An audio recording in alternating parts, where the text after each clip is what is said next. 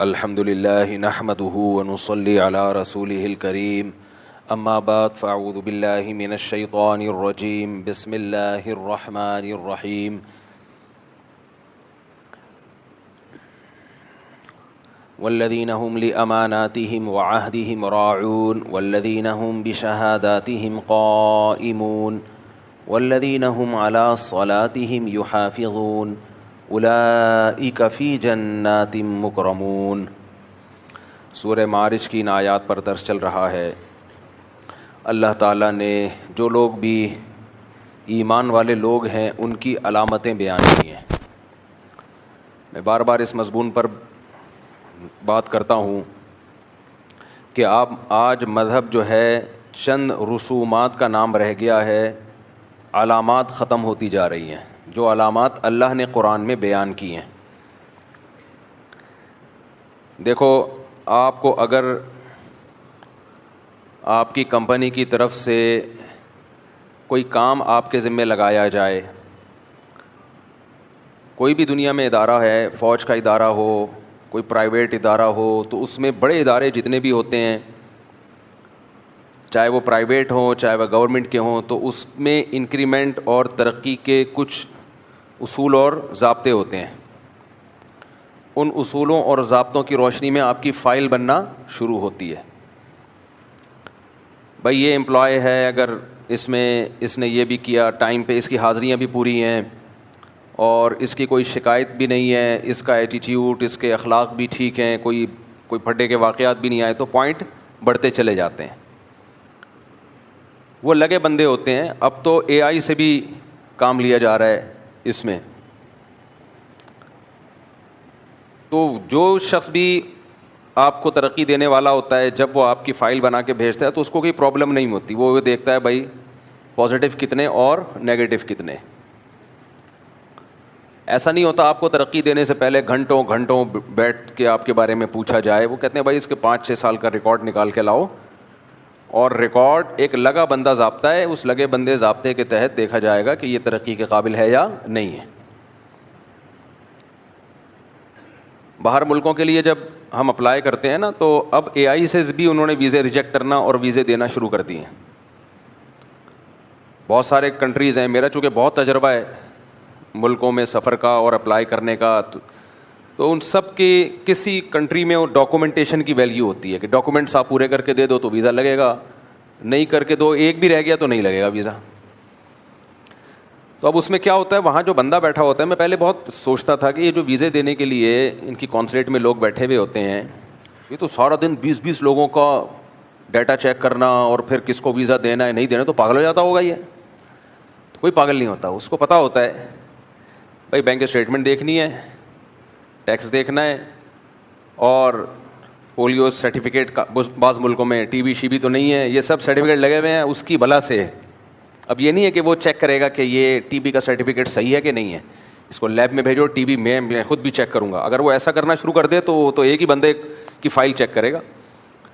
بعض ملکوں میں نا آپ کا ٹی بی کا ٹیسٹ بھی ہوتا ہے، تو اس میں ان کو پتہ ہے کہ پاکستان میں ڈرامے بازی بھی ہوتی ہے، تو انہوں نے ایک سسٹم بنا لیا کہ بھائی فلاں لیب کا رزلٹ ہم مانیں گے، اس کے علاوہ نہیں مانیں گے۔ اس لیب والوں کو انہوں نے ٹائٹ کیا، بھائی یار کوئی 2 نمبر ہی نہیں کرنا، تو فلاں لیب سے کروا کے لاؤ۔ اب جو ویزا دینے کے لیے بیٹھا ہے وہ دیکھتا ہے فلاں لیب کا سرٹیفکیٹ ہے یا نہیں ہے، بس کافی ہے۔ تو ایک لگا بندہ ضابطہ ہوتا ہے، آپ اس لگے بندے ضابطے کو کراس کرو گے تو وہ آپ کو کبھی بھی ویزا نہیں دے گا، کہے گا بھائی تم اس پہ اتر ہی نہیں رہے، میں اگر بادشاہ ہوں گا تو دے دوں گا، میں بادشاہ تھوڑی، میں تو ملازم ہوں۔ اب آپ جا کے ویزا دینے والے سے لڑ رہے ہو، پھڈا کر رہے ہو، دیکھ تو مجھے ویزا دے دے، تو مجھے امریکہ کا ویزا، ایموشنل بلیک میلنگ کر رہے ہو، جذباتی ہو رہے ہو، اور کبھی اس کو اپنی حاجت بتا رہے ہو، للہ فلہ دے دے، میرے چھوٹے چھوٹے بچے ہیں ٹھیک ہے، میں اپنی گلی کے گٹر کے ڈھکنوں کے لیے آواز اٹھا رہا ہوں، یار برے حالات ہیں یار، وہ دے دے گا ویزا۔ کہے گا بھائی جو ایک معیار بنایا ہے گورنمنٹ نے، اس معیار کو پورا کرو، اس کو پورا نہیں کرو گے۔ بعض ملکوں میں یہ ہوتا ہے کہ بھائی انٹرویو پہ مدار ہے، وہ انٹرویو لے گا آپ سے، اس میں بھی اسپیسیفک سوال پوچھے گا، ان سوال کے آپ جواب دے دو وہ دے دے گا، نہیں دے گا ہوگے تو چلو بھائی نکلو یہاں سے۔ یو ایس اے کے ویزے میں اکثر ایسے ہی، میں گیا ہوں نا، تو وہاں جو ویزے کی لائن لگی ہوتی ہے اس میں انہوں نے چند سوال پوچھنے ہوتے ہیں، ان کا تمیز سے جواب دے دو تو وہ دے دیتے ہیں ویزا، نہیں دو تو کہتے ہیں آئیں بائیں شائیں کرنے کی ضرورت نہیں ہے. کچھ لوگ جا کے نا بڑے فنٹر بنے ہوئے ہوتے ہیں, کیوں جا رہے ہیں امریکہ, میری بہن ہے اس سے ملنے جا رہا ہوں. اگر تیری بہن یہیں آ جائے گی وہ زیادہ ان کی یعنی مقصد ان کا کہنے کے ہوتا ہے. کوئی ویلڈ ریزن بتا بھائی تو کیوں جا رہا ہے, کہ بہن ہے تو بہن سے اسکائپ پہ بات کر لے, ویڈیو کال پہ. تو میں یہ کیوں مثالیں دے رہا ہوں, میں آپ کو مثالیں اس لیے دے رہا ہوں کہ دنیا کے بھی کچھ اصول اور ضابطے ہیں ترقی کے, پروموشن کے, انکریمنٹ لگنے کے. آپ یونیورسٹی میں ایڈمیشن کے لیے جاتے ہو تو ان کی ایک ریکوائرمنٹ ہے ہر یونیورسٹی کی, بھائی کم سے کم انٹر میں اتنی پرسنٹیج ہوگی تو ملے گا داخلہ. آپ کہیں بھی ورکنگ ویزے پہ جاتے ہو تو ملکوں کی قید ہے, بھائی 21 سال سے کم والے کو ہم نہیں لیں گے. ڈاکومنٹس میں آپ نے دھاندلی کر دی, 18 والے کو 21 لکھ دیا, 21 والے کو 18, وہ لیکن اس کو ڈاکومنٹ چاہیے پورے, بھائی ہمیں 21 سال والا. اب آپ لے گئے جی 7 سال کے بچے کو آپ نے سعودیہ کا ویزا, ورکنگ ویزا جی چاہیے, ہو کہیں گے بھائی اس کا نہیں ملے گا. کہنا آپ دیکھو یار اس سے جھگڑ رہے ہو آپ ویزا دینے والے سے, یار یہ ضرورت ہے بھائی ہمارے ملک میں بڑے 7 سال میں, ابھی میں پنچر کی دکان ایک کھولی ہے اس پہ بٹھاؤں گا اس کو.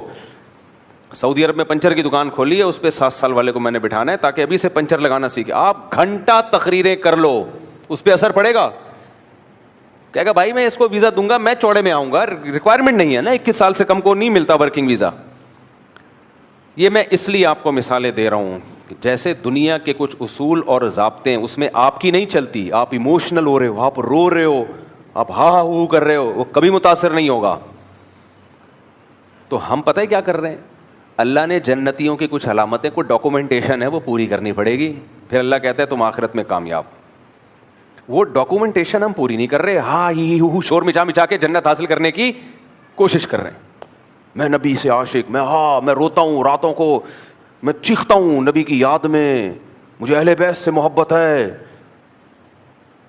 یہ بھی کافر وہ بھی کافر, جو نہ مانے وہ بھی کافر, نبی کے عاشق, نبی سے محبت.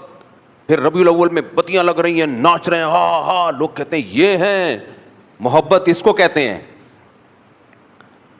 پھر جلوس نکل رہے ہیں, پھر ماتم ہو رہا ہے, پھر یہ ہو رہا ہے, پھر وہ ہو رہا ہے. دو دیکھنے والا تو کہے گا یار یہ ہیں اصل میں اہل بیت سے اور نبی سے محبت کرنے والے. ربیع الاول میں یہ چراغاں کر رہے ہیں اور یہ لہک لہک کے نعتیں پڑھ رہے ہیں.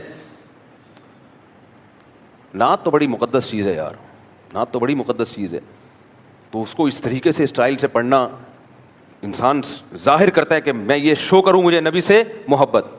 امریکہ میں جو ویزا دینے کے لیے بیٹھا ہے, آپ چیخو پکارو مجھے امریکہ سے بڑی محبت, میں پاگل ہو رہا ہوں اور میں خدا کی قسم واپس آؤں گا, اس کو یہ ڈر ہوتا ہے سلپ نہ ہو جائے.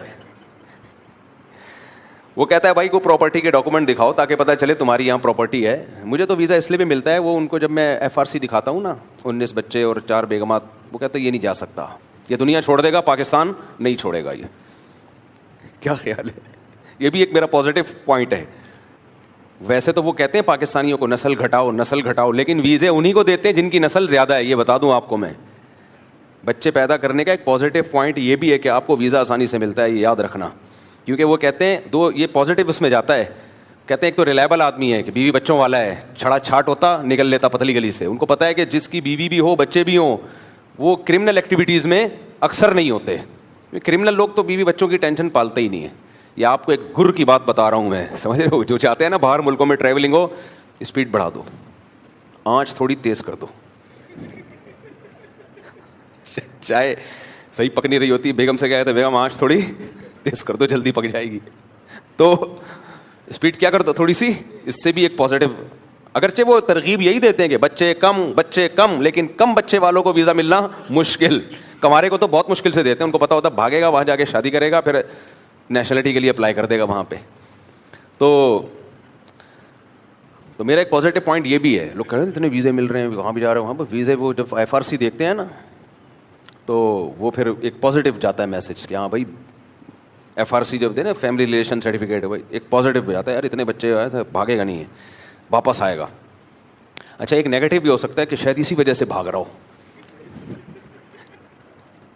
لیکن یہ اس لیے وہ نیگیٹو نہیں سوچتے کہ ان کو پتا ہے اس بیس پہ بھاگنا ہوتا تو بہت پہلے بھاگ چکا, 19 سے پہلے 10 پہ ہی بھاگ چکا ہوتا.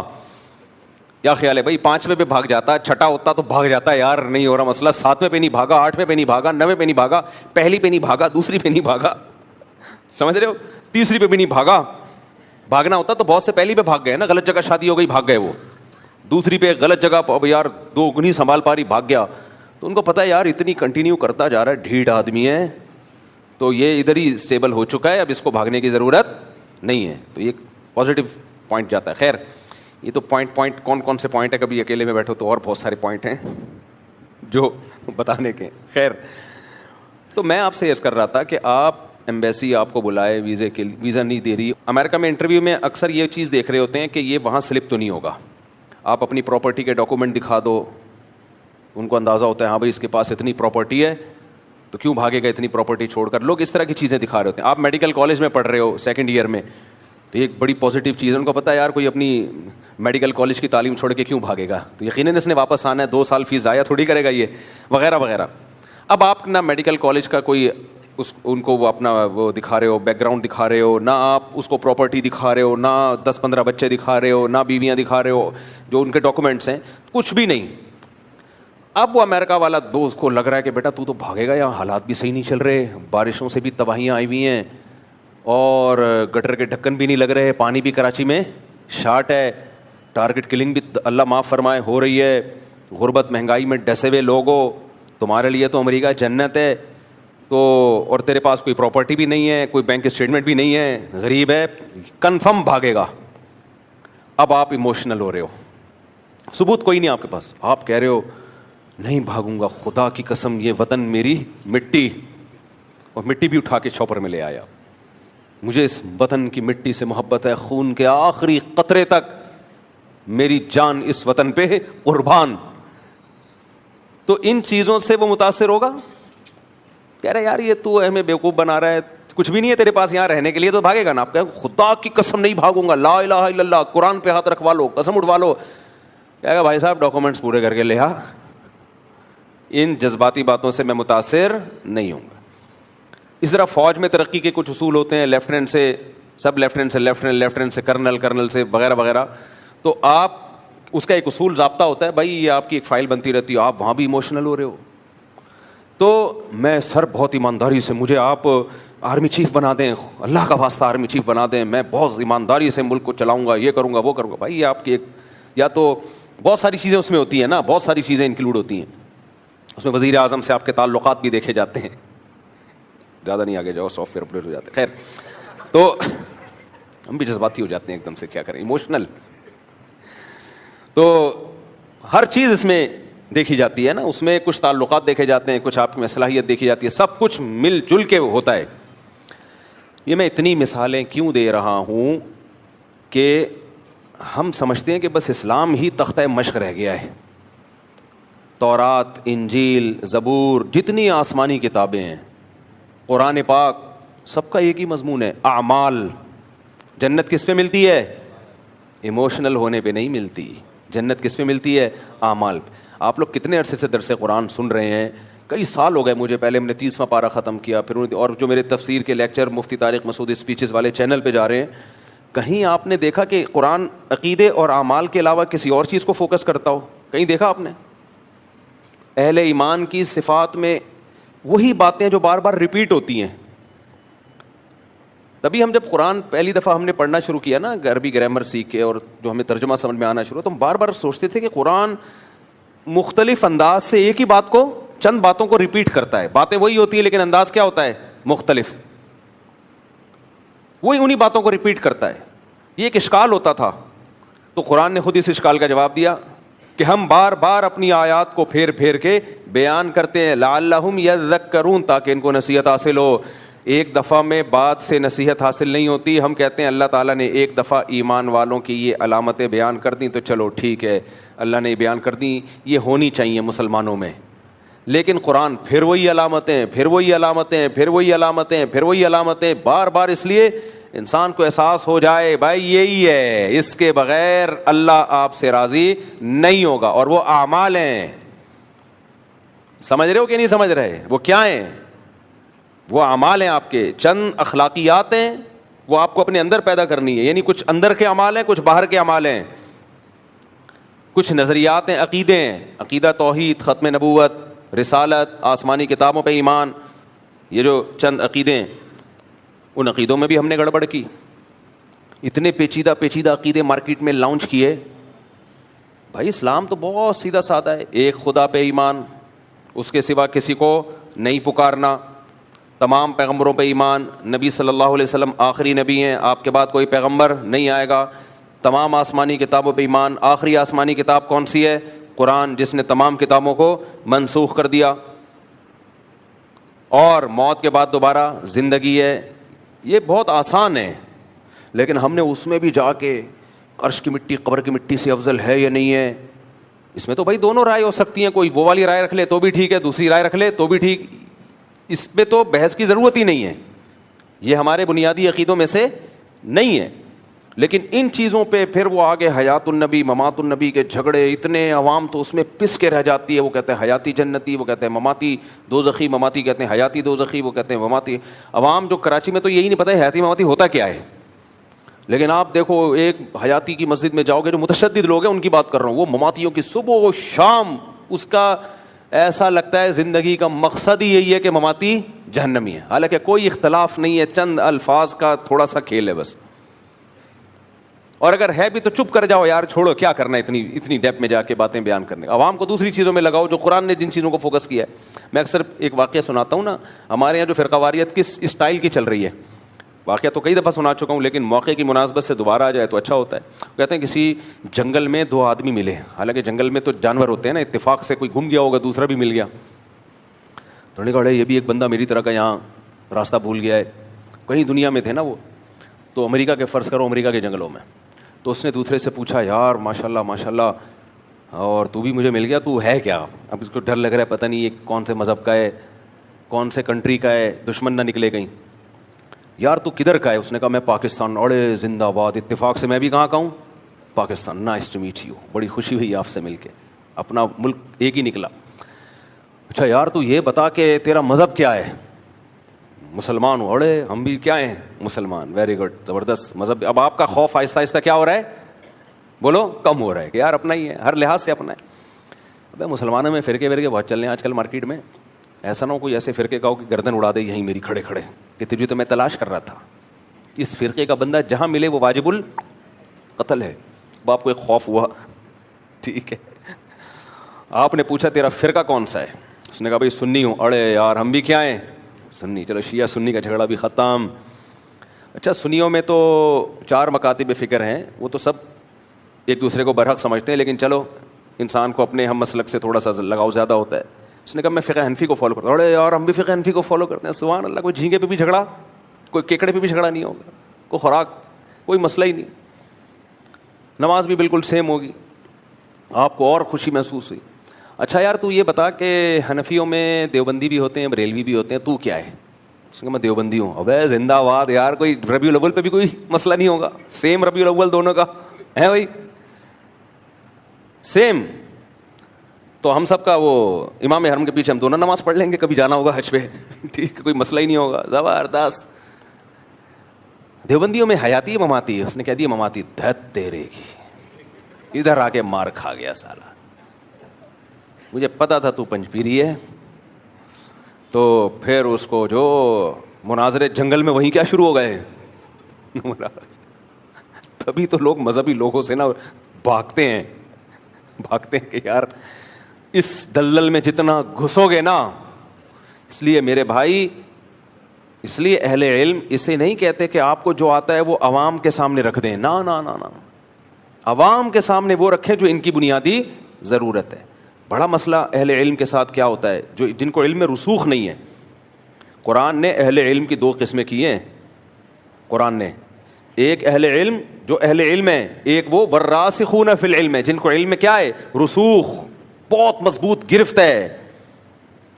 صرف کتابیں یاد کر لینا اور احادیث کا پتہ ہونا, یہ صحیح ہے, یہ ضعیف ہے, یہ متواتر ہے, یہ خبر واحد ہے, یہ قرآن کی, یہ اس کو علم نہیں کہتے. صرف محض اس کو علم رسوخ, ڈیپ میں جانا, اسلام کے مزاج کو سمجھنا, یہ بہت ضروری ہے.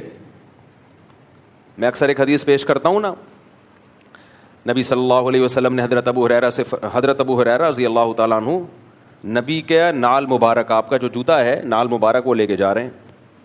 راستے میں حضرت عمر سے ملاقات ہوئی تو حضرت ابو ہریرہ نے حدیث سنائی کہ جو شخص لا الہ الا اللہ کہے وہ جنت میں داخل ہوگا. میں نے نبی سے یہ سنا ہے اور میرے پاس اس کا ثبوت بھی ہے. نبی صلی اللہ علیہ وسلم, پہلے زمانے میں یہ تھا کہ بھائی یہ علامت ہوگی کہ دیکھو نبی نے اپنی ایک نال مبارک دی ہوئی ہے یہ بتانے کے لیے کہ یہ میری طرف ہی نسبت ہے اور یہ اوتھینٹک حدیث ہے. حضرت عمر نے حضرت ابو ہریرہ کو ایسے کر کے دھکا دیا پیچھے, وہ بیچارے کولے کے بل زمین پہ گرے. فخررت علستی, اور واپس حضرت عمر نے فرمایا واپس. حضرت عمر بڑے جلالی تھے نا, جلالی. اچھا ہمارے دور میں ایسا ہوتا تو فوراً نبی کی حدیث کے گستاخ کا شاید فتویٰ لگ جاتا کہ وہ نبی کی حدیث سنا رہے ہیں اور یہ ان کو کیا کر رہے ہیں, دھکا.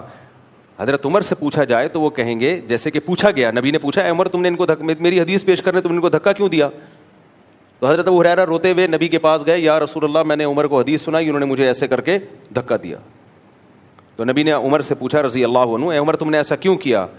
فرمایا یا رسول اللہ اذا یتکل الناس او کما قال, فرمایا لوگ تو اس حدیث کو سن کے اسی پہ اعتماد کر لیں گے, لوگوں کے سامنے حدیث کا یہ ٹکڑا آئے گا بس کہ جو لا الہ الا اللہ کہتا ہے جنت میں جائے گا, تو لوگ کہیں گے اچھا بھائی برے اعمال بھی کرتے رہو, صرف لا الہ الا اللہ کہہ لو اور کہاں چلے جاؤ, جنت میں. کیا مطلب؟ ابو ہریرہ یہ جب یہ بات پبلکلی بتائیں گے تو یہ لوگوں کی مینٹیلٹی سے اوپر کی ہوگی. تو آپ صلی اللہ علیہ وسلم نے حضرت عمر کو ملامت نہیں کی. یہاں ایک اشکال ہوتا ہے, پھر نبی نے کیوں بتائی حضرت ابو ہریرہ کو؟ کیا معاذ اللہ حضرت عمر کی توقع سید الانبیاء سے زیادہ تھی کیا؟ بھائی نبی نے, یہ اشکال تو پھر پیغمبر صلی اللہ علیہ وسلم پر بھی ہوتا ہے نا کہ نبی نے کیوں بتا دی. دیکھو نبی صلی اللہ علیہ وسلم کا کام علم کی اشاعت ہے, تبھی تو حضرت ابو ہریرہ نے بعد میں یہ حدیث بتا دی نا سب کو, کیونکہ نبی کی تو ذمہ داری ہے جو بات ہے وہ لوگوں کے سامنے رکھی جائے. اور حضرت عمر نے یہ دیکھا کہ ایز اٹ از جب یہ لوگوں کے سامنے جائے گی تو لوگ اس کا صحیح مطلب نہیں لیں گے, تبھی نبی سے دنیا کے جانے کے بعد حضرت ابو ہریرہ نے یہ حدیث پھر بتائی لوگوں کو, تاکہ علم کا کتمان نہ ہو, یعنی علم نہ چھپے. کیونکہ اس وقت دوسری حدیثیں ہیں جن میں اعمال کی ویلیو ہے, وہ حدیثیں بھی امت کے سامنے آ گئی تھیں.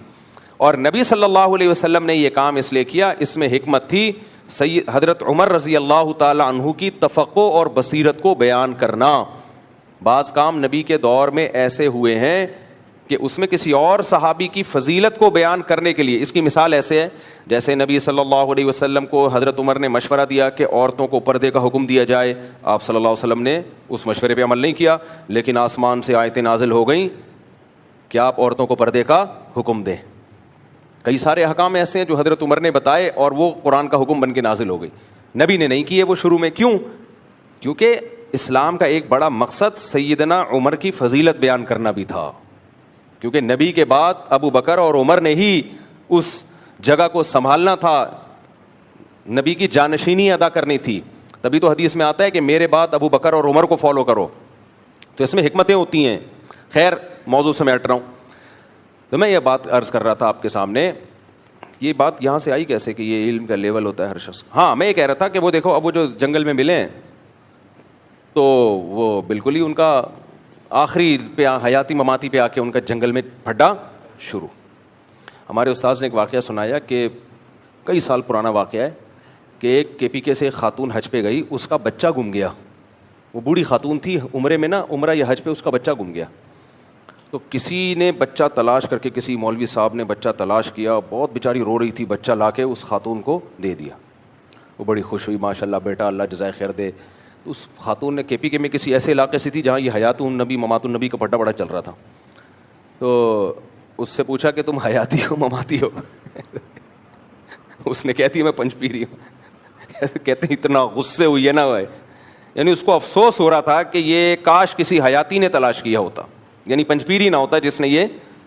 تو ہمارے استاذ کہہ رہے ہیں حیران ہے تو اپنے بچے کو لے, تیرا بچہ کسی نے لا کے دے دیا, اس کا شکریہ ادا کر, تجھے اس سے کیا لینا دینا کہ وہ پنچ پیری ہے یا حیاتی ہے, کیا لینا دینا. تو یہ چل رہا ہے مارکیٹ میں. ہاں میں یہ بات کر رہا تھا کہ علم کی ہر بات عوام کو کے سامنے بیان کرنے کی نہیں ہوتی. لوگ ہمیں بھی کہتے ہیں نا مفتی صاحب کے پاس کوئی علمی صلاحیت نہیں ہے, ہلکا پھلکا بیان کر رہے ہوتے ہیں, لطیفے چٹکلے اور شادیوں وادیوں کی باتیں. بھائی علمی بیانات مدرسوں میں ہوتے ہیں, طلبہ کے سامنے ہوتے ہیں, عوام کے سامنے, کیونکہ قرآن بہت آسان ہے, جنت میں جانے کے لیے بیسک اصول بہت آسان ہے, تو ان کو ہی فوکس کیا جائے گا. علمی بقراتیوں میں, افلاطونیوں میں اور بہت پیچیدہ ٹیکنیکل قسم کے چیزوں میں لوگوں کو الجھانا, اس سے آپ کی دھاک تو بیٹھ جائے گی. لوگ بولیں گے یار ویل ایجوکیٹڈ آدمی معلوم ہوتا ہے, انگلش بھی, عربی شربی کی اصطلاحات بھی, اور یہ ٹھش پیش. آج کل یہی اسکالر کر رہے ہیں جن کو انگلش آتی ہے تو ٹھش پیش لگا دیں گے کچھ, کچھ سینٹینس گھسڑ دیے, لوگ کہتے ہیں بڑا پڑھا لکھا ہے, ابے بھائی فضول بات کر رہا ہے, نہ سر نہ پاؤں, باتوں سے باتیں نکلتی ہیں, کیا کرو. یوٹیوب پہ یہ بہت ہو رہا ہے آج کل. پہلے قبل حکیم صاحب آیا کرتے تھے, انگلش آتی تھی حکیموں کو, اچھے حکیم ہوتے تھے, ماہر, اردو میں بات کر رہے ہوتے تھے, جگر کو جگر کہہ رہے ہوتے تھے, گردے کو گردہ کہہ رہے ہوتے تھے, لیکن ہوتے بڑے ماہر حکیم تھے, ان کی بڑی تحقیق ہوتی تھی. اب اس طرح کی گاڑی اردو کوئی بولے گا تو لوگ سمجھتے ہیں یہ حکیم کو انگلش تو آتی نہیں ہے, تو ایسے ہی پاگل ہوگا. اب حکیموں کا بھی ٹرینڈ چینج ہو گیا ہے. اب جو 2 نمبر حکیم ہے کیا کرتے ہیں, ایک آدھ چکر ان کا یورپ امریکہ کا لگ چکا ہوتا ہے, ایک آدھ مہینہ وہاں کے بھی کسی ادارے میں کچھ آرگینک چیزیں انہوں نے پڑھ لی ہوتی ہیں, پھر وہ آتے ہیں, پھر وہ انگلش مارتے ہیں, پھر ٹی وی چینل میں ایک تو 3 پیس سوٹ ٹائی میں آتے ہیں, لوگ کہتے ہیں یہ ایجوکیٹڈ امریکہ سے حکیم بن کے آیا یہ. وہاں بھی ہوتا ہے نا, یا امریکہ کینیڈا وغیرہ میں بھی ایسے ادارے ہیں جو آرگینک یہ خوراکوں پہ تحقیقات کرتے ہیں. تو 6 مہینے کے شارٹ کورسز کیے ہوئے ہوتے ہیں, کچھ بھی نہیں آتا ان کو, لیکن لوگوں میں کہ امریکہ سے بھائی اونین کے بارے میں کہاں سے, پیاز نہیں بولے گا, جو سارے پاکستانیوں کو سمجھ میں آ رہا ہے پیاز کا مطلب, یہ بولے گا اونین, جو صرف ڈیفینس کلفٹن میں اور چند پھر غریب آدمی اس کا ترجمہ دیکھ رہا ہوگا اونین ہے کیا, لیکن انسپائر بہت, متاثر بہت ہو رہا ہوگا یار, اونین, لہسن نہیں, ادرک نہیں, وہ گئے لہسن ادرک ہری مرچیں, حالانکہ وہ سب کو سمجھ میں آ رہا ہے آسانی سے, کالی مرچ لہسن ادرک ہر. اور خواتین کے جو چینل ہے اس میں تو لہسن ادرک ہے ہی نہیں, اس میں تو اور انگلش ٹھش پھش, ایسا آدمی کہتا ہے بے یہ ہے لہسن, یہ اس کو بولا ہے لہسن کو, گارلک, اور وہ بھی ٹھیک ہے, وہ اس کے میں خلاف نہیں ہوں. ابے میجورٹی تو اردو جانتی ہے نا, جب میجورٹی انگلش پہ آ جائے گی تو آپ بھی بول لینا. میجورٹی کو تو وہی زبان میں بات کرو جو اس کی سمجھ میں آ رہی ہے, لیکن اس سے بھرم نہیں آئیں گے, تو لہٰذا ٹھش پھش. تو وہ کیا کر رہے ہوتے ہیں, اب میں تو یوٹیوب دیکھتا ہوں نا, ہیلتھ چینل تو میں بہت شوق سے دیکھتا ہوں, تو آ کے نا اس لیے مجھے یوٹیوب پہ پتہ چل جاتا ہے یہ 1 نمبر حکیم ہے یا 2 نمبر ہے, یہ 1 نمبر ڈاکٹر ہے یا 2 نمبر ہے, ڈاکٹروں کا بھی پتہ چل جاتا ہے. تو اتنا سن کے, اور بڑے بڑے ڈاکٹروں سے تعلقات بھی ہیں تو پتہ چل جاتا ہے, ان کو بھی ویڈیوز بھیج کے میں کرواتا ہوں, پوچھتا ہوں کہ کیا پھینک تو نہیں رہا, تو بس بات بتا رہے ہوتے ہیں لمبی پھینکی ہے. بعض کہہ رہے ہوتے ہیں امریکہ کے جو ابھی ایک نئی ریسرچ آئی ہے, بالکل جدید تحقیق ہے, اور ڈاکومنٹس پیش کر رہے ہوتے ہیں. میں وہ ڈاکومنٹ امریکہ میں ڈاکٹروں کو بھیجتا ہوں, کہہ رہے ہیں یار اس قسم کی کوئی تحقیق, یہ پتہ نہیں کہاں سے اس نے چھپوایا ہے اور چھپا کے ڈال دیا ہے. ہمیں کیا پتہ چل رہا ہوتا ہے کہ یار یہ اوتھینٹک ہے بھی یا نہیں, ہمیں پتہ چل رہا ہوتا ہے, ہم تو انگلش دیکھ رہے ہوتے ہیں, کوئی ایک آدھ ٹھپا لگا ہوا ہوتا ہے کہیں سے, ادھر سے کسی موچی سے لے کے ٹھپا لگا دیا, کیا پتہ چل رہا ہوتا ہے یار. تو اس لیے یوٹیوب کی کوئی بھی تحقیق ہوتی ہے ریلائبل ڈاکٹروں سے پوچھیں, سمجھتے ہو. خیر, تو اب اس میں کیا ہوتا ہے, وہ قبلہ حکیم صاحب 3 پیس سوٹ ٹائی میں آنے لگے ہیں, اور اب وہ تھوڑا سا انگلش بھی بولنے لگے ہیں. تو اس انگلش کی وجہ سے لوگ کہتے ہیں یہ پڑھے لکھے حکیم ہے, کچھ بھی نہیں ہے میرے بھائی. تو کوئی باقی پڑھا لکھا ہو, بوڑھا ہو, ایجڈ ہو, تجربہ ہو, وہ اس کو ان بھرم سے متاثر نہ ہوا کرو, کہاں سے کہاں بات چلے گی. خیر, میں جلدی سے بات کو سمیٹتا ہوں. تو میں یہ عرض کر رہا تھا کہ لوگوں کی مینٹیلٹی کے حساب سے ان سے بات کرنی چاہیے. میں جب طلبہ کو درس قرآن کی ٹریننگ دیا کرتا تھا, کئی سال میں نے جامعہ رشید میں طلبہ کو درس کی ٹریننگ دی ہے, تو اپنے سامنے بلا کے ان سے تقریر کروانا, اپنے سامنے بٹھا کے ان کو درس سے قرآن دلوانا, یہ میری ذمہ داری تھی. تو جب بھی میں درس دلواتا تھا نا, تو میں پھر نوٹ کر رہا ہوتا تھا یہ درس کے دوران کیا کیا غلطیاں کرتے ہیں. اچھا, ہمارے یہاں یہ بھی ایک مسئلہ ہے, بغیر سیکھے ممبر پہ آ کے بیٹھ جاتے ہیں, پھر وہی منافرت پھیلانا اور یہ سب چیزیں چل رہی ہوتی ہیں. تو اس میں 2 چیزیں بہت نوٹ کر رہا تھا. ایک, مشکل الفاظ استعمال نہ کرو درس میں. نمبر 2, درس میں آپ نے یہ نہیں دیکھنا کہ مجھے کیا آتا ہے. درس دینے سے پہلے آپ کو بہت کچھ آتا ہے جس سے آپ کی علمی دھاک بیٹھ سکتی ہے, بہت کچھ آتا ہے. آپ نے یہ دیکھنا ہے سامنے والوں کی ضرورت کیا ہے. سامنے والوں کی بولو ضرورت کیا ہے. آتا تو بہت کچھ ہے آپ کو بھائی, لیکن سامنے والوں کی وہ ضرورت نہیں ہے, ان کو اس علم کی ضرورت نہیں ہے. مثال کے طور پر میں یہاں کسی متنازع شخصیت کے بارے میں بیان کرنا شروع کر دوں کہ کچھ کہہ رہے ہیں وہ اچھے تھے, میں کہہ رہا ہوں وہ برے تھے, دلائل کے انبار لگا دوں. اب اس شخصیت سے ہمارا کوئی لینا دینا نہیں ہے, نہ قبر میں ہم سے اس کے بارے میں سوال ہوگا, نہ دنیا میں اس کا کوئی اثر پڑ رہا ہے ہمارے اوپر. تو اس سے یہ تو پتہ چل جائے گا مفتی صاحب کا مطالعہ بہت ہے, لیکن ایک بھرم بیٹھ جائیں گے, عوام کو کوئی فائدہ نہیں ہوگا اس سے. اب دیکھو, ایک ڈاکٹر نے لوگوں کو جمع کیا, ہارٹ اسپیشلسٹ ہے, ہارٹ اسپیشلسٹ ڈاکٹر ہے, اس نے پبلک کو جمع کیا, آؤ میں آپ کو ہیلتھ کے بارے میں انتہائی اہم معلومات دینے والا ہوں. بلکہ ہارٹ اسپیشلسٹ نہیں ہے, کسی ایسی بیماری کا اسپیشلسٹ ہے جو لاکھوں میں کوئی ایک آدھ لوگوں کو ہوتی ہے. ایسی بیماریاں بھی ہیں جو ہزاروں لاکھوں میں ایک آدھ لوگوں کو ہوتی ہیں. اب اس نے بلا کے وہ پورے لیکچر دینا شروع کر دیے, ڈائیگرام بنا کے, ایسی ہوتی ہے بیماری, اتنی خطرناک, اور اس بیماری کا ایک پیشنٹ بھی مجمع میں موجود نہیں ہے. تو پتہ ہے وہ بیماری تو لوگوں کو اس سے فائدہ ہو نہ ہو, اس بیماری کے بارے میں بحث مباحثے کی خارش کی بیماری بہرحال پیدا ہو جائے گی. نہیں آئی میرا خیال ہے بات؟ اب پتہ ہے اس سے کیا ہوگا, جب ڈاکٹروں کی وہی باتیں سنیں گے جن کا ہماری روزمرہ کی لائف سے تعلق ہی نہیں ہے, تو پھر کیا ہو جائے گا, پھر وہ یوٹیوب پہ کہیں سنیں گے دوسرا ڈاکٹر اس کے خلاف نظریہ لے کر آیا, آپ نے سنا ہوگا یہ والا ڈاکٹر تو وہ والی بات کر رہا تھا اور یہ اس کے خلاف, تو پھر آپ دلائل, مناظرے, بحث, پھر ہر ایک سے ابے فلاں ڈاکٹر کی اس باری بیماری کے بارے میں یہ رائے ہے, تیری کیا رائے ہے, وہ کہے گا میری یہ رائے, ابے تو غلط بول رہا ہے, وہ صحیح بول رہا تھا. ایک غیر ضروری جنگ میں وہ تمام کے تمام لوگ چھڑ جائیں گے, حالانکہ اس بیماری کا اس سوسائٹی سے کوئی تعلق ہے ہی نہیں. مردوں کو بٹھا کے زنانہ بیماریوں پہ ڈسکشن شروع کر دے کوئی, اب سارے مردوں کو بلایا اور مینسز کے بارے میں ڈیٹیل, مرد بولیں گے بھائی ہاں یہ ہمارا مسئلہ تھوڑی ہے بھائی, ان کو ٹرین کر رہے ہیں. تو بھائی یہ ڈاکٹروں میں یہ بات کرو, کیونکہ ان کو کبھی خواتین کا علاج کرنا پڑتا ہے, کبھی مردوں کا علاج, تو ان کو بتاؤ. مرد کو آپ یہ کیوں بتا رہے ہو؟ میں اگر حیض و نفاس کے مسائل مردوں کو سکھاؤں, یا تو شادی شدہ مردوں کو, تاکہ وہ اپنی بیویوں کو سکھائیں, تو سمجھ میں آتا ہے. وہی میں مردوں کو سمجھانا شروع کر دوں تو بولیں گے یار ہم کو, ہمارے ساتھ یہ مسئلہ تھوڑی ہے. پریگنینسی کے بعد آپ نے اپنی فٹنس کو کیسے قائم رکھنا ہے, بچہ پیدا ہونے کے بعد جو ہے نا دوبارہ ویٹ اپنی اصل حالت پہ آ جائے, اس پہ میں لیکچر تو آدمیوں میں لیکچر دے رہا ہوں.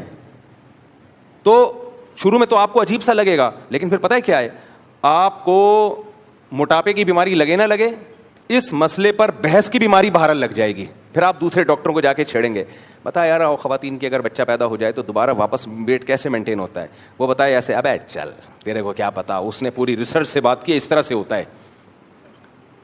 پھر وہ کہہ گیا نہیں اس طرح نہیں, وہ ڈاکٹر ایسا ہے, اس کو کیا پتا, ابے تیرے کو پتا ہے, اس کو زیادہ پتا ہے, نہیں مجھ کو زیادہ پتا ہے, لے آ میرے سامنے چیلنج.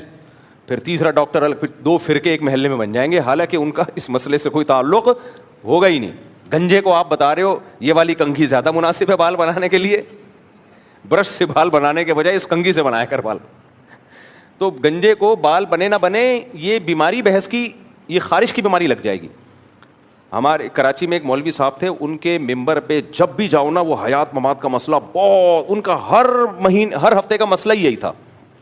میں اس وقت درجہ خامسہ میں 5ویں سال میں پڑھتا تھا, تو مجھے یاد ہے ہمارا ایک طالب علم, دیکھو میرا وہی عقیدہ ہے جو جمہور کا عقیدہ ہے, نبی صلی اللہ علیہ وسلم قبر مبارک میں برزخی حیات کے ساتھ زندہ ہیں, قبر مبارک میں برزخی حیات کے ساتھ زندہ ہیں. تو کیونکہ مجھ پہ بھی لوگ فتوے لگانا شروع کر دیتے ہیں, تو وہ کیا ہوا, تو وہ ہر ہفتے یہی مسئلہ, ہر ہفتے جمعے میں یہی مسئلہ. تو ایک طالب علم اجازت مانگ رہا تھا کہ حضرت وہ بہت بڑے عالم, بہت بڑے تھے, وہ بہت بڑے عالم ہیں, میرے استاذ کے پاس آیا کہ بہت بڑے عالم ہیں, بڑے بزرگ ہیں, میں ان کے بیان میں چلے جایا کروں. ہمارے استاذ اجازت نہیں دے رہے تھے, بولے نہیں جاؤ. تو میں نے کہا حضرت ان کے عقیدے میں ہمارے عقیدے میں کوئی فرق تو ہے نہیں, اور ہیں بھی نیک اور علم ہے, تو آپ ان کو کیوں نہیں جانے دے رہے, یا تو ہوتا نا کوئی ایسی بات کر رہے ہوتے جو قرآن و سنت کے خلاف. تو ہمارے استاذ نے کہا اصل میں خارش کی بیماری لگے گی اس کو, ابھی ایک طالب علم ہے, اس کی سیکھنے کی عمر ہے. تو یہ جب وہاں بار بار ایک ہی ٹاپک, ایک وہ شادیوں والا ٹاپک نہیں تھا, کوئی اور ٹاپک تھا. شادیوں والا تو ٹاپک اس لیے نا کہ وہ تو ہم سب کا مسئلہ ہے, وہ تو ہم سب کا, میرا نہیں ہے, اب آپ سب کا مسئلہ ہے وہ, تو وہ تو ہر جگہ کی ضرورت ہے نا, ہر گھر کی ضرورت ہے وہ تو اس لیے میں بولتا ہوں ہر مسلمان کی خواہش ہے یہ, ہر اب تو ویزا بھی میں نے بتایا کہ لگے گا. تو وہی یہی مسئلہ وہ بیان کرتے تھے, حیات ممات, حیات النبی ممات النبی, ہر وقت. تو انہوں نے کہا یار ایسی خارش لگ جائے گی نا تمہیں کہ زندگی بھر پھر کسی اور کام کے نہیں رہو گے. تو اس لیے انہوں نے روک دیا, اس طالب علم کو بچا لیا, آج وہ بہت سارے دین کے اچھے کام کر رہے ہیں, خدمت کر رہے ہیں دین کی, ورنہ لگتا تو بس ساری زندگی اسی میں کھپا دیتا. تو خیر ہم بات اپنے اصل ٹاپک کی طرف آتے ہیں. تو میں یس کر رہا تھا, دیکھو ہماری ضرورت کی جو بنیادی چیزیں ہیں, اچھا ایک تو میں نے مثال دی آپ کو کہ آپ کی ڈاکومنٹیشن مکمل ہونی چاہیے, آپ کی ایموشنل بلیک میلنگ سے یا ایموشنل ہونے سے ویزا دینے والے کی صحت پہ کوئی فرق نہیں پڑتا. آپ کو گورنمنٹ جاب میں ترقی چاہیے تو آپ کی چیخ و پکار سے کوئی فرق نہیں پڑتا. تو اللہ بھی جنت میں جو اللہ نے جنت کی علامتیں بیان کی ہیں, جب تک وہ علامتیں نہیں پائے جائیں گی, ہمارے اچھلنے کودنے سے, کلابازیاں کھانے سے, چیخو پکار سے, ہائے ہوئے کرنے سے, میں اسٹیکر لگا رہا ہوں کہ میں نبی کا عاشق, اور ان سب چیزوں کی سے زیادہ جو اہم چیز ہے وہ کیا ہے؟ اعمال, جو اللہ نے قرآن میں بیان کیے ہیں, جو اس صورت میں بھی بیان کیے ہیں. تو اس کے بغیر نہیں ہو سکتا میرے بھائی, آپ جو مرضی کر لو. ایک اور بات ذہن میں آئی تھی, وہ نکل گئی اسی مثال کے تحت. خیر, اب ہو کیا رہا ہے, ہم یہ کر رہے ہیں کہ ان قوائف کو تو ہم پورا کر نہیں رہے جو اللہ اس کے رسول صلی اللہ علیہ وسلم نے بتائے ہیں, جو اسلام کی اصل تعلیمات ہیں, اور اللہ سے جنت کسی اور طریقے سے زبردستی حاصل کرنے کی کوشش میں لگے ہوئے ہیں. تو ایسا نہیں ہو سکتا بھائی, ایسا نہیں ہو سکتا.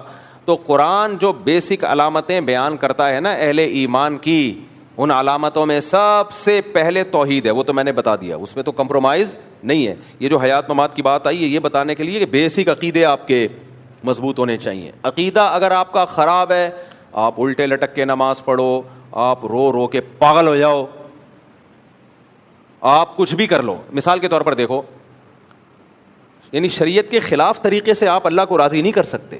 اللہ نہیں متاثر ہوگا میرے اور آپ کے عمل سے. آپ فجر کی ہم لوگ کتنی رکعتیں پڑھتے ہیں؟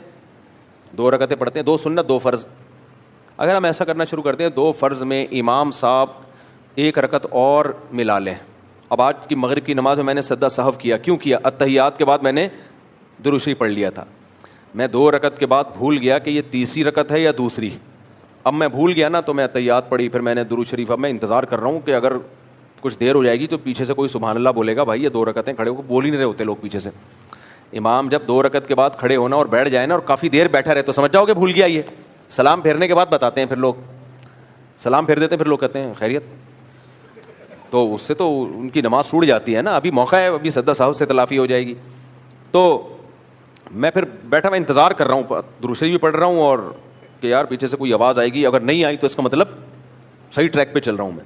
تو درود شریف بھی آہستہ آہستہ پڑھ رہا ہوں, اور دعا بھی آہستہ آہستہ. کوئی پیچھے سے بولے, ہلکی سی منحنی سی آواز آئی, سبحان اللہ, ایسے بالکل ہلکی سی. ایسا لگ رہا تھا وہ بھی کنفیوز تھے. تو مجھے تو ہلکا سا اشارہ چاہیے, میں سمجھ گیا کہ یار مجھ سے غلطی ہوئی ہے. اب مجھے ایک بات بتاؤ, میں نے آخر میں سجدہ سہو کیا, ٹھیک ہے نا. اب آپ مجھ سے پوچھتے ہیں مفتی صاحب سجدہ سہو کیوں کیا آپ نے؟ میں کہوں یار اتحیات کے بعد میں نے درود شریف پڑھ لیا تھا. تو مفتی صاحب آپ کو معاذ اللہ درود پاک سے اتنی معاذ اللہ نقل کفر نفرت کہ درود پڑھنے پر سزا دے رہے ہو اپنے آپ کو سجدہ سہو کر کے؟ سجدہ سہو ایک طرح کی پنشمنٹ ہی ہے نا, ایک طرح کی پنشمنٹ ہے کہ آپ نے جو غلطی کی اب آپ اس کی تلافی کریں, 2 سجدے ایڈ کریں آپ. مفتی صاحب آپ نبی پہ درود و سلام آپ نے پڑھا, اللہم صلی علی محمد وعلی آل محمد کما صلیت علی ابراہیم وعلی آل ابراہیم انک حمید مجید. اتنا پیارا کلام, سیدنا ابراہیم علیہ السلام کا نام, سید الانبیاء محمد صلی اللہ علیہ وسلم کا نام, اور آپ پہ درود و سلام کے نذرانے پیش کیے جا رہے ہیں, اور پیچھے سے وہ کمبخت بول رہا ہے سبحان اللہ. یعنی غلطی ہوئی ہے آپ سے, وہ درود پہ آپ کو ٹوک رہا ہے درود پڑھنے پر, اور آپ بھی اس کے ٹوکنے پر سجدہ سہو کر کے یہ بتا رہے ہیں پبلک کو کہ آج مجھ سے غلطی ہوئی ہے. جب امام سجدہ سہو کرتا ہے پبلک سمجھ جاتی ہے امام سے کیا ہوئی ہے, غلطی. تو مفتی صاحب آج آپ سے غلطی ہوئی ہے, کیا غلطی؟ میں کہوں بھائی درود شریف پڑھ لیا تھا. تبھی تو لوگ کہتے ہیں یہ وہابڑے جنت میں نہیں جائیں گے, یہ وہابڑے, ان کو تو درود سے نفرت معاذ اللہ. وہ بھی وہابڑا جس نے ہلکا سا سبحان اللہ کہا, تو شاید اسی فتوے کے ڈر سے اس نے ہلکا سا بولا کہ پتہ نہ چلے کس نے بولا ہے. وہ بھی جہنمی اور یہ بھی جہنمی. درود پڑھ رہے ہیں بھائی, درود پڑھنے پر ان کو سجدہ سہو ہو رہا ہے, تو یہ دلیل بنے گی. ہم کیا کہیں گے بھائی, دیکھو اللہ کہ بندو معاذ اللہ کوئی مسلمان درود کو غلطی نہیں کہہ سکتا, جتنا پڑھو کم ہے درود. لیکن اللہ نے جو جنتیوں کی علامت بیان کی ہے اور حکم دیا ہے اطیعوا اللہ و اطیعوا الرسول, اور نبی نے فرمایا, اللہ نے کہا رسول کی اطاعت کرو, اور نبی نے فرمایا صلو کما رأیتمونی اصلی, جیسے میں نے نماز پڑھی ہے ویسے نماز پڑھو. نبی مغرب کی 2 رکعتوں کے بعد صرف اتحیات پڑھتے تھے اور کھڑے ہو جایا کرتے تھے. آپ کو نبی کی اطاعت کرنی ہے, اپنے جذبات کو نبی کی اطاعت پہ غالب کرنے کی کوشش نہ کریں آپ. اگر جان کر درود پڑھ لیا تو سدا صاحب بھی نہیں, نماز واجب الاعادہ ہوگی, اب تو نماز ہی لوٹانی پڑے گی, کیونکہ سدا صاحب تو غلطی سے جو غلطی ہو جائے, جان کر پڑھو گے نماز واجب الاعادہ, بھولے سے پڑھو گے تو سدا صاحب کرنا پڑے گا. یہ ہے شریعت کا مزاج جو آج ہم لوگ کی اس کھوپڑی میں نہیں آ رہا. ہم چاہ رہے ہیں جذبات کے ذریعے اللہ کو ہم راضی کریں, ایموشنل ہو جائیں ہم.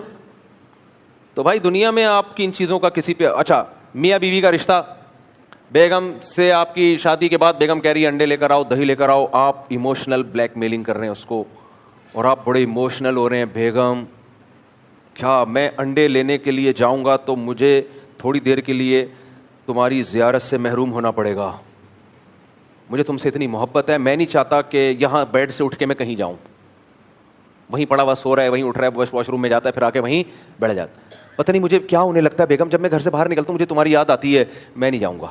اپنے بھائی سے بولو وہ انڈے لے کر آئے, بھائی دہی لے کر آؤ, کھانا بننا ہے. بیگم دہی لینے کے لیے مجھے گھر کی چوکھٹ سے باہر نکلنا پڑے گا, جب سے تم اس گھر کی دہلیز پہ تمہارے قدم, وہ اردو مجھے گاڑی آتی ہے رفنجاں, پتہ نہیں کیا کیا لوگ, وہ ایک مولوی صاحب بیان کر رہے تھے, میں نے یہ منظر دیکھا تو انگشت بدنداں رہ گیا میں. وہ تقریر کر رہے تھے عوام میں بیان, ویسے تو اس کا مطلب آسان ہے, انگلیاں نہیں ہم حیرانگی سے دانتوں میں دبا دیتے, تو یہ حیرانگی سے کنایا ہے. میں نے کہا یار اتنے گاڑے گاڑے الفاظ آج کل مارکیٹ میں چلتے نہیں ہیں, یہ بولتے میں حیران ہو گیا کافی ہے. پنجابی میں ہریان ہو گیا, اردو میں حیران ہو گیا, بس اتنا کافی ہے, انگشت بدنداں ہو گیا. ایک آدمی حکیم صاحب کے پاس گئے, کہنے لگے, وہ اردو ادب کے بڑے کوئی اسکالر تھے, تو انہوں نے کہا کہ حکیم صاحب خطوطان معدہ میں کچھ حالات خانہ جنگی سی ہو رہی ہے. حکیم صاحب نے کہا یار بہت سارے ملکوں میں جنگ کا میں نے سنا ہے, ابھی کوئی نئی جنگ چھڑ گئی ہے کسی ملک میں؟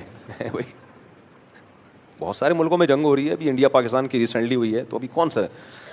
وہ کہہ رہا ہے بھائی خطوطان معدہ میں حالات خانہ جنگی سی ہو رہی ہے. حکیم کی سمجھ میں ہی نہ آئے, پھر وہ بار بار پیٹ کی طرف اشارہ کر, کم بخت یہ بولنا پیٹ میں درد ہو رہا ہے, یہ بول سیدھا سیدھا. تو آپ اپنے بیگم کو بڑے بڑے خوبصورت القاب انڈے میں لینے جا سکتا ہوں, کماؤ تو صحیح, میں کیسے کماؤں, کمانے کے لیے مجھے جانا پڑے گا, تمہیں چھوڑ کے میں تمہیں نہیں چھوڑ سکتا. تو اور پھر رونا شروع کر دیا آپ نے. وہ مان لے گی آپ کے اس ناٹک کو؟ بولو, بولے گی ناٹک کسی اور کے سامنے کرنا, یہ ناٹک 2-4 دن سے زیادہ چلتا نہیں ہے. یار ہم انسان ایک دوسرے کو, جب تک ہمارا ایک بنایا ہوا کرائٹیریا ہے اس پہ کوئی نہ اترتا ہو, ہم نہیں مانتے, اللہ کیسے مان لے گا؟ اللہ ہمارے جذبات سے کیسے متاثر ہو جائے گا؟ فجر کی 2 رکعتوں کے بجائے میں 3 رکعتیں پڑھنا شروع کر دوں, آپ بولے یار مفتی صاحب یہ کیا کر رہے ہو یار, 1 رکعت بڑھا ہی رہا ہوں نا, 2 سجدے کر دی, 1 رکوع کر دیا, تیرے کو کیا تکلیف ہے؟ بھائی ہمیں تکلیف نہیں ہے, نماز آپ کی نہیں ہوئی ہے, کیونکہ پیغمبر نے فجر میں 2 سنتیں اور 2 فرض. اتنا فقہائے کرام نے نبی کی اطاعت کو فالو کیا ہے کہ صبح صادق کے بعد فجر کی 2 سنتوں کے علاوہ کوئی اور نماز پڑھنا بھی مکروہ ناپسندیدہ. کیوں؟ کہتے ہیں بھائی نبی نے تہجد کی نماز کے بعد جب صبح صادق ہوتی تھی, آپ فجر کی 2 سنتوں کے علاوہ کوئی اور نماز نہیں پڑھتے تھے, حالانکہ منع بھی نہیں کیا. اب اگر آپ تہجد کے بعد صبح صادق ہو گئی, اب آپ کہہ رہے ہو فجر کی 2 سنتیں تو میں نے پڑھ لی ہیں, چلو 2 رکعت اور اللہ کو راضی کرنے کے لیے پڑھ لوں, وقت تو ہے بھی فجر کی نماز میں. کسی بھی مفتی سے پوچھو کہ اگر جائز نہیں ہے, آپ کہو گے ناجائز ہونے کی کیا دلیل ہے؟ نبی نے کب منع کیا کہ جس نے 2 سنتیں ذرا جلدی پڑھ لی ہوں تو مزید 2 نفل نہیں پڑھ سکتا؟ اب دکھاؤ کوئی حدیث جس میں نبی نے منع کیا ہو. کوئی حدیث نہیں دکھا سکتے. کہیں گے بھائی نبی سے زیادہ آگے کیوں جا رہا ہے؟ نبی سے زیادہ نمازوں کی حرص کسی میں بھی نہیں تھی. قرۃ عینی فی الصلاۃ, نبی نے فرمایا میری آنکھوں کی ٹھنڈک نماز میں ہے. جب آپ نے صرف 2 رکعتیں اور وہ بھی مختصر پڑھی ہیں ہلکی, تبھی فجر کی 2 سنتیں ہلکی پڑھنا سنت ہے. قل یا ایھا الکافرون پڑھیں پہلی رکعت میں, دوسری میں قل واللہ احد. لمبی پڑھنا سنت نہیں ہے. کیوں؟ آگے فجر لمبی پڑھیں, پھر آپ فجر کی 2 فرض لمبی پڑھیں آپ. اب آپ کہہ رہے ہو نہیں میں 2 نہیں, میں تو 4 پڑھوں گا, میں تو 8 پڑھوں گا, میں تو 10 پڑھوں گا. بھائی تو کیوں اپنی طرف سے شریعت لا رہا ہے؟ کہہ رہے میں نماز, مجھے نماز میں مزہ آتا ہے, میری آنکھوں کی ٹھنڈک نماز میں ہے, اور مجھے کیوں روک رہے ہو نماز سے؟ پھر قرآن کی آیتیں فٹ کرنا شروع کر دے. ارأیت الذی ینہا عبدا اذا صلی, قرآن میں آتا ہے کہ اے نبی آپ نے اس بدبخت کو دیکھا کہ جب کوئی نماز پڑھتا ہے تو وہ بدبخت اس کو روکتا ہے. ایسے بدبخت بھی ہیں دنیا میں کہ آپ نماز پڑھ رہے ہو تو وہ آپ کو روکے. تو آپ نے کہا وہ بدبخت تو ہی ہے, اصل میں ابو جہل کی اولاد ہے تو, کیونکہ ابو جہل بھی یہ کام کرتا تھا, ابو لہب. قرآن نے اس کی برائی بیان کی ہے کہ بھلا ایسے بدبخت کو دیکھا کہ ایک آدمی اللہ کی عبادت کر رہا ہے اور عبادت سے روکتا ہے تو بھی مجھے عبادت سے روکتا ہے. بتا 2 رکعت جو میں پڑھ رہا تھا نماز ہے یا نہیں؟ کہ کہاں ہے. اور نبی نے کہیں اس نماز سے روکا؟ نہیں بھی، کہیں بھی نہیں روکا نبی نے. اب کہیں بھی نہیں ملتی ہمیں حدیث کے نبی نے فجر کی 2 سنتوں کے بعد فرض سے پہلے 2 رکعتوں سے روکا ہوں نبی نے. تو اس کا مطلب وہ جو قرآن میں آیتیں ہیں نا، میں قرآن پڑھ رہا ہوں، ریفرنس دے رہا ہوں. آج کل ریفرنس کے بھرم بہت ہیں. ریفرنس دے دو تو بس جو مرضی حلال کو حرام اور حرام کو حلال کر لو. لوگ اس ریفرنس سے متاثر ہوتے ہیں. بھائی اس ریفرنس میں جا کے دیکھو اس کا سیاق و سباق کیا ہے، یہ کس موقع پہ نازل ہوئی ہے، اس کا ترجمہ کیا ہے، اس کا مفہوم کیا ہے. نا مفہوم نہیں دیکھتے تو فوراً فتویٰ لگا دیا کہ یہ تو نماز سے روک رہا ہے، وہ جہنمی تو ہی ہے، تو کس سے روک رہا ہے؟ نماز سے. تو ہم کہیں گے بھائی نماز سے وہ روک، 2 طرح کا روکنا ہوتا ہے. ایک روکنا وہ کہ کسی کو اللہ کی عبادت سے ہی چڑھو اور وہ آپ کو نماز سے روک رہا ہو. اور ایک یہ ہے کہ نماز سے اس لیے نہیں روک رہے کہ اس کو نماز سے نفرت ہے. وہ کہتا ہے نماز پڑھو لیکن سنت کے مطابق، جس طرح نبی نے پڑھی ہے. مکروہ وقت میں نبی نے نماز پڑھنے سے منع کیا، نہیں کر سکتے سرداب. تو اس پوری بحث سے میں کیا بتانا چاہتا ہوں بھائی، یہ سب باتیں جنرل نالج کے لیے نہیں ہے، یہ بتانے کے لیے کہ اسلام ہمارے جذباتی پن سے متاثر بولو نہیں ہوتا. اسلام میں الحمد سے لے کے والناس تک اللہ نے ہمیں 2 طرح کے احکام دیے ہیں. ایک عقیدہ صحیح کر لو، عقیدہ توحید. مشرک کی کوئی عبادت قابل قبول نہیں ہے. اب جو مشرکین ہیں وہ کہتے ہیں اللہ ایسا معاذ اللہ ظالم کیوں ہیں کہ توحید پرست آدمی تھوڑی سی نیکی کرے اس کو اجر ملے گا، اور جو مشرک ہے وہ اتنے ساری دین کی خدمت، وہ انسانیت کی خدمت کرے کوئی اجر نہیں ہے. تو یہ کیا ہے بھائی؟ اللہ ظالم جب ہوتا ہے جب اللہ نے آپ کے پاس توحید کا آپشن نہ رکھا ہوتا. اللہ کہتا ہے شرک چھوڑ دو تو تمہاری ساری نیکیاں قبول. تو شرک تو آپ نے زبردستی اختیار کیا ہوا ہے نا. تو لوگ ہم پہ دباؤ ڈالتے ہیں کہ مشرک کو بھی جنتی. بھائی یہ جنت ہم نے نہیں بنائی، جہنم ہم نے نہیں بنائی. ہمارا کام ہے اللہ کی باتیں لوگوں تک پہنچا دینا. اللہ کہہ رہا ہے میں نے مشرک پر جنت کو حرام کر دیا ہے. جو اللہ کہہ رہا ہے تو جنت بنائی کس نے ہے؟ اللہ نے بنائی ہے. تو پہلی چیز عقیدہ. نمبر 2 اعمال. پھر اعمال میں 2 قسم کے اعمال ہیں، ایک جسمانی اعمال اور ایک دل کے اعمال. اخلاقیات جنہیں اخلاق، دیکھو اسلام میں اخلاق کا مطلب صرف یہ نہیں ہے کہ آپ لوگوں سے اچھے طریقے سے بات کریں. آج کسی نے مجھ سے پوچھا، ابھی کی بات ہے، بیان شروع ہونے سے تھوڑی دیر پہلے امریکہ سے ہمارے ایک ریلیٹیو کا فون آیا. انہوں نے کہا بھائی میں نے ایک تفسیر پڑھی، میں تو بہت پریشان ہو گیا وہ تفسیر پڑھ کے. میں نے کہا کیا پریشانی؟ کہتے ہیں وہ تو قرآن میں آتا ہے عبس وتولی ان جاءہ الاعمی. ہمارے نبی کے بارے میں آیتیں نازل ہوئیں کہ آپ صلی اللہ علیہ وسلم کے پاس نا حضرت عبداللہ بن مکتوم نابینا صحابی تھے. وہ نبی کی خدمت میں آئے تو نبی صلی اللہ علیہ وسلم چونکہ سرداروں میں بیان کر رہے تھے، وہ سردار لوگ آتے نہیں تھے قابو میں، تو وہ سارے سردار بیٹھے ہوئے تھے. اسی دوران ایک نابینا صحابی آ گئے، نبی سے بات کرنے لگے. تو آپ صلی اللہ علیہ وسلم کے کو ناگواری گزری اور آپ کے چہرے پر سلوٹیں آئیں. کیوں؟ آپ کو عبداللہ بن مکتوم کا یہ عمل نامناسب لگا کہ اتنے بڑے سردار بیٹھے ہوئے ہیں، یہ تو اپنے ہی ہیں بھائی، ان کو تو کبھی بھی بات کر سکتا ہوں میں، یہ اتنے سردار لوگ، بڑے بڑے لوگ بیٹھے ہوئے ہیں عرب کے، یہ تو بات ہی نہیں سنتے. تو اس دوران عبداللہ بن مکتوم کیوں آ گئے؟ تو آپ صلی اللہ علیہ وسلم کو یہ اشکال ہوا. تو اس کی وجہ سے آپ صلی اللہ علیہ وسلم کے چہرے پہ لکیریں آئیں، سلوٹیں آئیں، اور آپ نے اپنے چہرے مبارک کو ایسے کر کے ناراضی سے پھیر لیا. تو قرآن میں نبی کو تنبیہ کی گئی کہ نا نا نا نا، یہ جو عرب کے سردار لوگ ہیں نا، یہ آپ کی بات سننا نہیں چاہتے، ان کو ہدایت حاصل کرنے کا شوق نہیں ہے. اور عبداللہ ابن مکتوم غریب بھی ہیں، نابینا بھی، لیکن بھاگتے ہوئے دوڑتے ہوئے آ رہے ہیں. تو ٹھیک ہے، یہ سردار لوگوں پر محنت کرنے سے اسلام کو فائدہ تو ہوگا، کیونکہ سردار ایمان لے آئیں تو سب ایمان لے آتے ہیں. تو ان میں وجہ ترجیح یہ ہے کہ سردار ہیں، ان کے ایمان لانے سے پوری قوم ایمان لانے کا امکان بڑھ جائے گا. اور عبداللہ ابن مکتوم سردار نہیں ہے. لیکن ایک دوسری چیز ہے، ان میں طلب نہیں ہے، اور ان میں کیا ہے؟ وہ سیکھنا چاہتے ہیں یا سیکھنا چاہتے نہیں ہیں. تو جو سیکھنا چاہتا ہے اس کو پہلے فوکس کیا جائے گا، جو سیکھنا نہیں چاہتا اس کو دوسرے نمبر پہ رکھا جائے گا. دیکھو ایک شخص میرے پاس آتا ہے اور وہ مسئلہ پوچھنا چاہتا ہے، مفتی صاحب مجھے ایک مسئلہ پوچھنا ہے کہ نماز میں یہ غلطی ہو جائے تو نماز ہو جائے گی کہ نہیں ہو جائے گی. اس کو میں نہیں بتا رہا اور اس کو بتا رہا ہوں جو پوچھ ہی نہیں رہا، اس کی نالج کو میں امپروو کر رہا ہوں، جبکہ وہ چاہتا ہی نہیں ہے، جبکہ وہ سیکھنا ہی نہیں چاہتا. یا اتوار کا بیان ہے، لوگ آ رہے ہیں بیان سننے کے لیے، آ رہے ہیں یہاں بیٹھے ہوئے ہیں، اور میں آپ کے سامنے بیان نہیں کر رہا، میں چلا گیا ہوں پکڑ کے باہر لوگوں کو تبلیغ کر رہا ہوں، ادھر آ یار بات سن بھائی، اپنے اخلاق درست کر لے. وہ کہہ رہے ہیں یار میں سننا ہی نہیں چاہتا. کیوں؟ نہیں یار تو سننا نہیں چاہتا، لیکن میں چاہتا ہوں تو سیدھے راستے پہ آ جائے. تو آپ لوگ کو آپ پریشان ہو گے نا، آپ بولو گے یار ہم آئے ہیں سننے کے لیے اتنی دور دور سے، مفتی صاحب ادھر ہمیں سنا نہیں رہے ہیں، اور جو سننا نہیں چاہتا آپ اس کو سنا رہے ہیں. تو نبی کے پیش نظر تو حکمت یہ تھی کہ ٹھیک ہے یہ سننا نہیں چاہتے، لیکن یہ سیدھے راستے پہ آ گئے تو پورا مکہ ہدایت پہ آ جائے گا. لیکن اللہ نے کہا ٹھیک ہے, یہ بھی ایک ترجیح ہے, اس بیس پہ بھی ترجیح دی جا سکتی ہے, لیکن اللہ کی نظر میں طلبگار کو بے طلبوں پہ ترجیح دی جائے گی. جس کے دل میں طلب ہے, جو سیکھنا چاہتا ہے, اس کو پہلے نمبر پہ رکھیں, اور جو سیکھنا نہیں چاہتا اس کو اس کے بعد رکھیں. یہ تنبیہ کی اللہ تعالیٰ نے. اب اللہ چونکہ اپنے حبیب صلی اللہ علیہ وسلم کو تنبیہ کر رہا ہے نا, تو مخاطب کے صیغے استعمال نہیں کر رہا, اے نبی آپ نے ایسا کیا, اے نبی آپ نے, نہ, اللہ نے غائب کے صیغے استعمال کیے. تھرڈ پرسن سنگولر جیسے انگلش میں ہوتا ہے نا بھائی, ہم جب گرامر پڑھتے ہیں فرسٹ پرسن سنگولر, تھرڈ پر, آج کل شاید اصطلاحات چینج ہو گئی ہوں, ہی سنگولر کے لیے جو غائب ہو, تھرڈ پرسن کا مطلب جو غائب ہو, اور جو مخاطب ہو حاضر ہو اس کے لیے یو کا لفظ استعمال ہوتا ہے. تو اب خطاب تو نبی سے ہو رہا ہے, لیکن اللہ نے ڈائریکٹ نبی کو خطاب کر کے یوں نہیں کہا کہ اے نبی آپ کی پیشانی پہ بل آئے, نہ, اللہ نے فرمایا ان کی پیشانی پہ بل آ گئے اور انہوں نے اپنا چہرہ ایک نابینا سے پھیر دیا. تو اللہ تنبیہ بھی کر رہے ہیں, لیکن نبی صلی اللہ علیہ وسلم سے محبت کا اظہار بھی کر رہے ہیں, کیونکہ محبوب کو ایسے ہی تنبیہ کی جاتی ہے.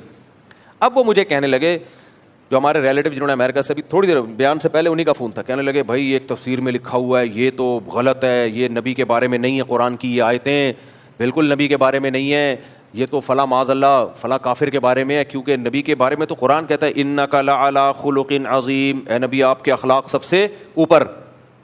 تو جب نبی کے اخلاق اوپر ہے تو نبی کے چہرے پہ بل کیسے آ سکتے ہیں؟ نبی صلی اللہ علیہ وسلم کسی سے اپنا چہرہ پھیر کیسے سکتے ہیں؟ تو میں نے ان کو کہا, میں نے کہا بھائی یہ اخلاق کے منافی نہیں ہے یہ چیز. جو بہت با اخلاق ہوتے ہیں ان کو بھی کبھی غصہ بھی آ سکتا ہے, کسی بات پہ ان کو ناگواری بھی ہو سکتی ہے. آپ کے نظر میں اخلاق کی ڈیفینیشن ہی غلط ہے, تو اس کی بیس پہ تفسیر ہی پوری چینج کر دی. بھائی یہ کیا بات ہوئی یار, یہ تو سارے مفسرین حدیث سے یہ ثابت ہے, یہ نبی مراد ہے اس سے. تو انک لعلی خلق عظیم کا مطلب یہ نہیں ہے کہ آپ کبھی غضبناک نہیں ہو سکتے, آپ کبھی کسی سے چہرہ نہیں پھیر سکتے. یہ اخلاق کا تو ہمارا بنایا ہوا تصور ہے. ہمارے نبی تو میدان جنگ میں تلوار لے کے بھی نکلے کہ نہیں نکلے ہے بھائی؟ آپ تو میدان جنگ میں تلوار لے کے بھی نکلے, لڑائی کی ہے آپ نے میدان جنگ میں, اور آپ صلی اللہ علیہ وسلم نے شرعی حدود بھی نافذ کی ہیں, آپ غضبناک بھی ہوئے ہیں. آپ کے چہرہ انور غصے سے سرخ ہو جایا کرتا تھا جب آپ صلی اللہ علیہ وسلم کو غضب آتا. صحابی کہتے ہیں ایسا لگتا ہے جیسے انار کے دانے نہ چھوڑ دیے گئے ہوں. کسی نے آ کے آپ صلی اللہ علیہ وسلم پر اعتراض کیا نا کہ آپ نے معاذ اللہ, ایک خارجی تھا, اس نے کہا آپ نے جو ہے وہ عدل نہیں کیا اس دفعہ مال غنیمت میں, تو آپ صلی اللہ علیہ وسلم کا چہرہ غضبناک, اور آپ نے فرمایا اگر پیغمبر عدل نہیں کرے تو کون عدل کرے گا بتاؤ. یعنی ایک طرف مجھے پیغمبر بھی کہہ رہے ہو. تو اس لیے اخلاق اپنے درست کرنے کا جو قرآن جس اخلاق کو فوکس کر رہا ہے وہ اخلاق جو اسلام نے سکھائے ہیں. اس میں غصے کے وقت غصہ, مسکراہٹ کے وقت مسکراہٹ. نبی نے فرمایا نا بچہ جب 7 سال کا ہو جائے نماز کا حکم دو, 10 سال میں بھی نہ پڑھے تو کیا مسکراؤ؟ نہ پھر اس پہ سختی کرو. تو ایسے موقع پہ باپ کا ڈانٹنا, چیخنا, چلانا, کوئی دیکھ لے بولے لو بھائی مفتی طارق مسعود کو تو ہم سمجھتے تھے بڑے با اخلاق اور ہر وقت اخلاق پہ رپورٹیں پیش کر رہے ہوتے ہیں اور لطیفے سنا کے ہنسا رہے ہوتے ہیں, آج تو دیکھو تیری ایسی کی چنگیز خان بنے ہوئے ہیں, یہ کیسے اخلاق ہیں, چیخ رہے ہیں. بھائی اس وقت نہ چیخنا کیا ہے جب اللہ کی حدود کی پامالی کی جا رہی ہو, توڑے جا رہے ہیں اللہ کے حدود کو. ہاں یہ نہیں کہ بلا وجہ کہ ہر وقت چنگیز خان بنا رہے. حدیث میں آتا ہے نبی جب گھر میں داخل ہوتے تھے مسکراتے چہرے کے ساتھ.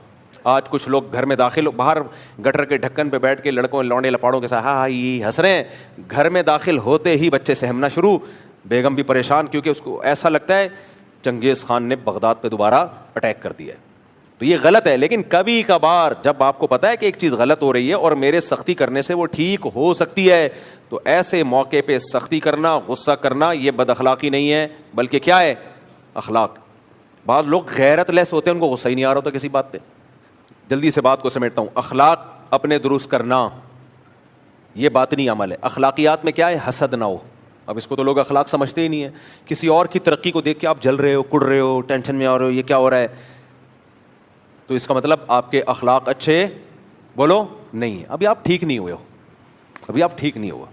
دیکھنے میں آپ نماز پڑھ رہے ہوگے, تہجد پڑھ رہے ہوگے, اللہ کے سامنے دعائیں مانگ رہے ہوگے, عمرے کر رہے ہوگے, بڑا بانور چہرہ ہوگا, آپ کی خوبصورت داڑھی ہوگی, بغیر کریم کے ایسا لگ رہا ہوگا کریمیں لگائی ہوئی ہیں آپ نے, اور خوشبوئیں میں گھوم رہے ہوگے, ہر نائس ٹو میٹ یو, اور بڑے اچھے اخلاق سے بات کر رہے ہوگے. لیکن جمشید کے پاس نئی گاڑی دیکھ کر آپ کے پسینے چھوٹ رہے ہیں, یہ کمبخت میرے ساتھ میٹرک کیا ہوا, نمبر بھی اس دل میں گالیاں, اس بے غیرت کے نمبر بھی مجھ سے کم تھے, اور آج گاڑی لے کے گھوم رہا ہے اور ہم اپنی پرانی پٹ پٹی میں.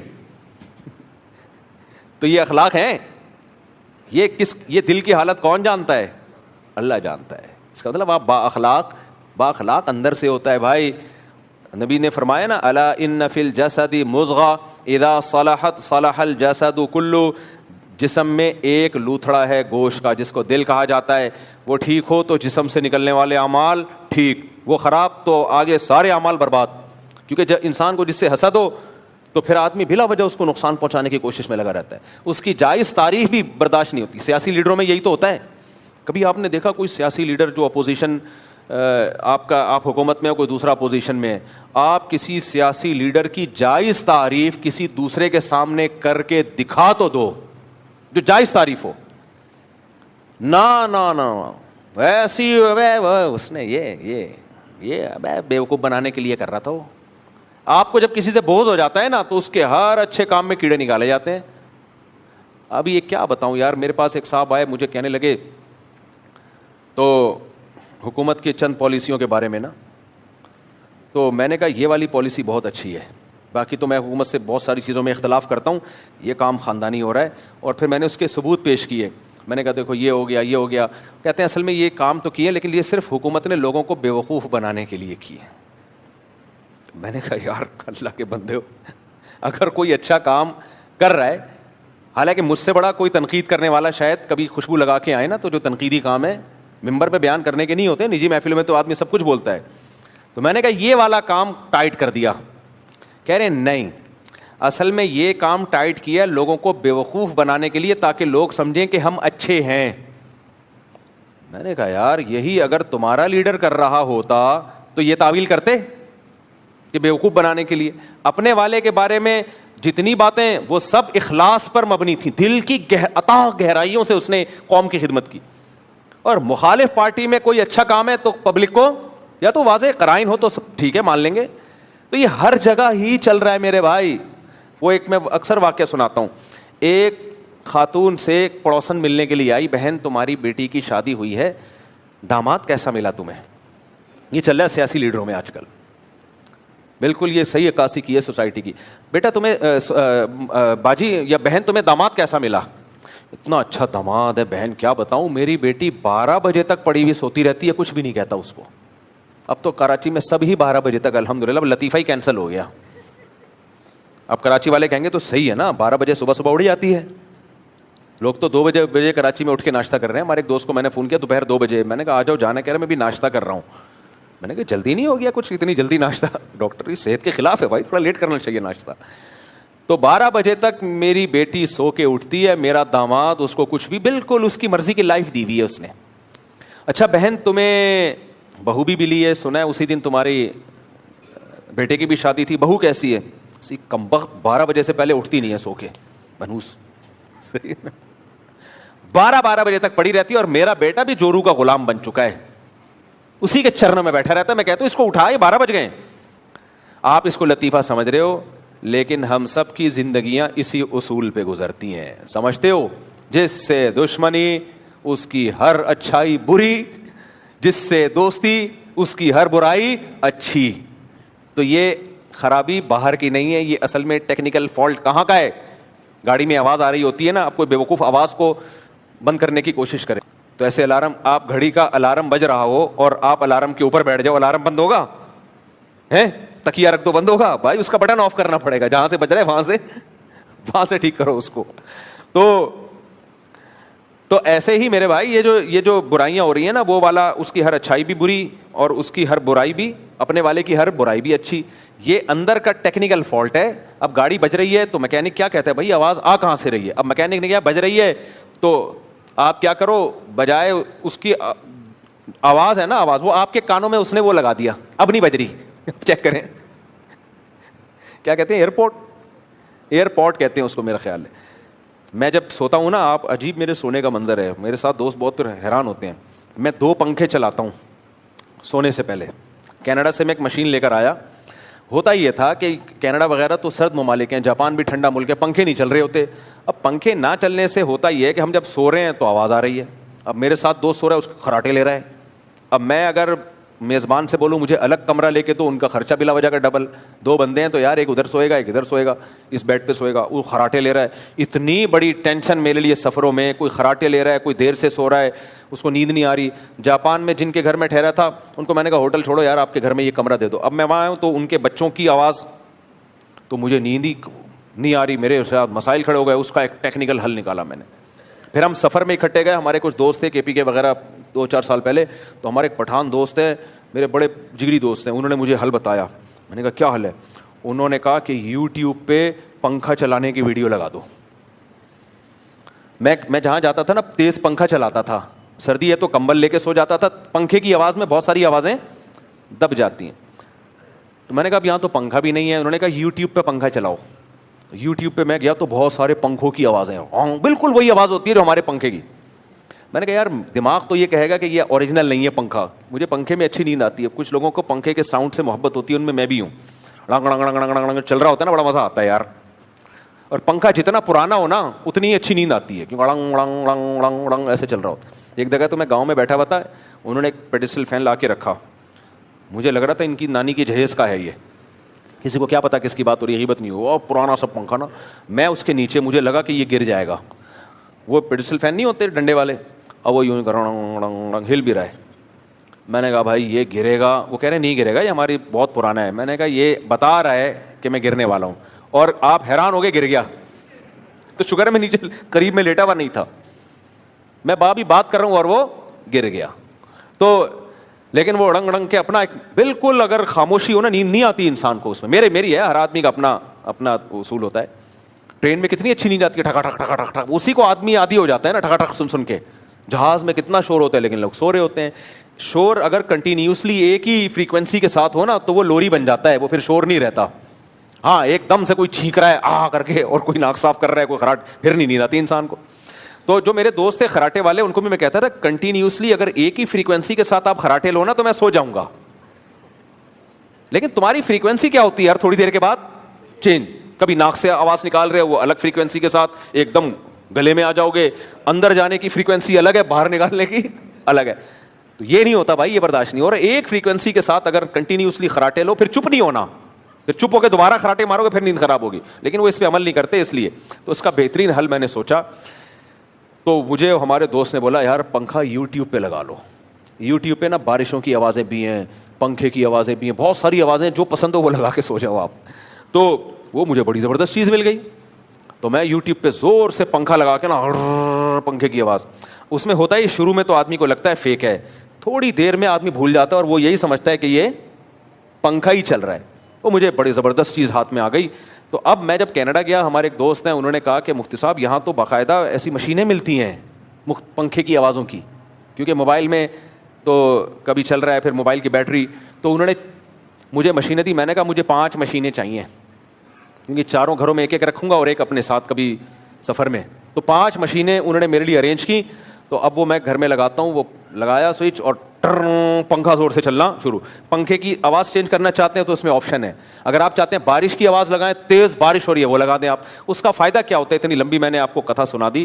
ایک تو اس لیے کہ اگر کسی کو یہ مسئلہ میری طرح ہے تو وہی اس آپشن کو استعمال کر سکتے. اس سے فائدہ یہ ہوتا ہے بچوں کے شو. آج کیا ہوا, آج میں جو رات کو میں نہیں سویا, نہ فجر کے بعد بھی بہت کم سویا. آج میں نے بیان کرنا تھا, میں جاگ کے میری کھوپڑی بالکل آؤٹ, اور میں نے کہا مجھے لازمی 1.5 سے 2 گھنٹے کی نیند چاہیے, ورنہ میں بیان نہیں کر پاؤں گا, نہ ہو جائے گا بیان کا. تو اب میں جب گھر گیا ہوں تو ہمارے ریلیٹیو آئے ہوئے تھے, کچھ بچوں کے شور شرابے. تو میں نے کہا یار یہ تو نیند کا مسئلہ خراب. تو میں نے اپنا کمرہ بند کر کے 2 پنکھے چلائے, مشین والا بھی موبائل والا بھی.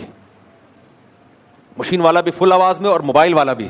موبائل میں ایپ انسٹال کر دیے, پھر وہ اپنے کان 2 اتنے پاورفل پنکھے چلے. شروع میں تھوڑی تکلیف ہوتی ہے, کیا شور ہو رہا ہے, شروع میں ہوتی ہے تھوڑی. نیا آدمی کہے گا ابے کیا شور شرابہ لگایا ہوا ہے بھائی, ہوتی ہے. لیکن 5-10 منٹ کے بعد آدمی اس شور شرابے کو بھول جاتا ہے. تو ایسا 1.5 گھنٹہ گہری نیند سویا ہوں, اٹھا تو پنکھے دونوں فل اسپیڈ سے چل رہے تھے. سمجھتے ہو کہ نہیں سمجھتے؟ تو یہ تو خیر آپ کے لیے ایک پیکج میں نے بتایا ہے کہ شور شرابے میں اس پیکج کو استعمال کریں. اس سے کیا ہوگا, اس سے شور ختم نہیں ہو جائے گا.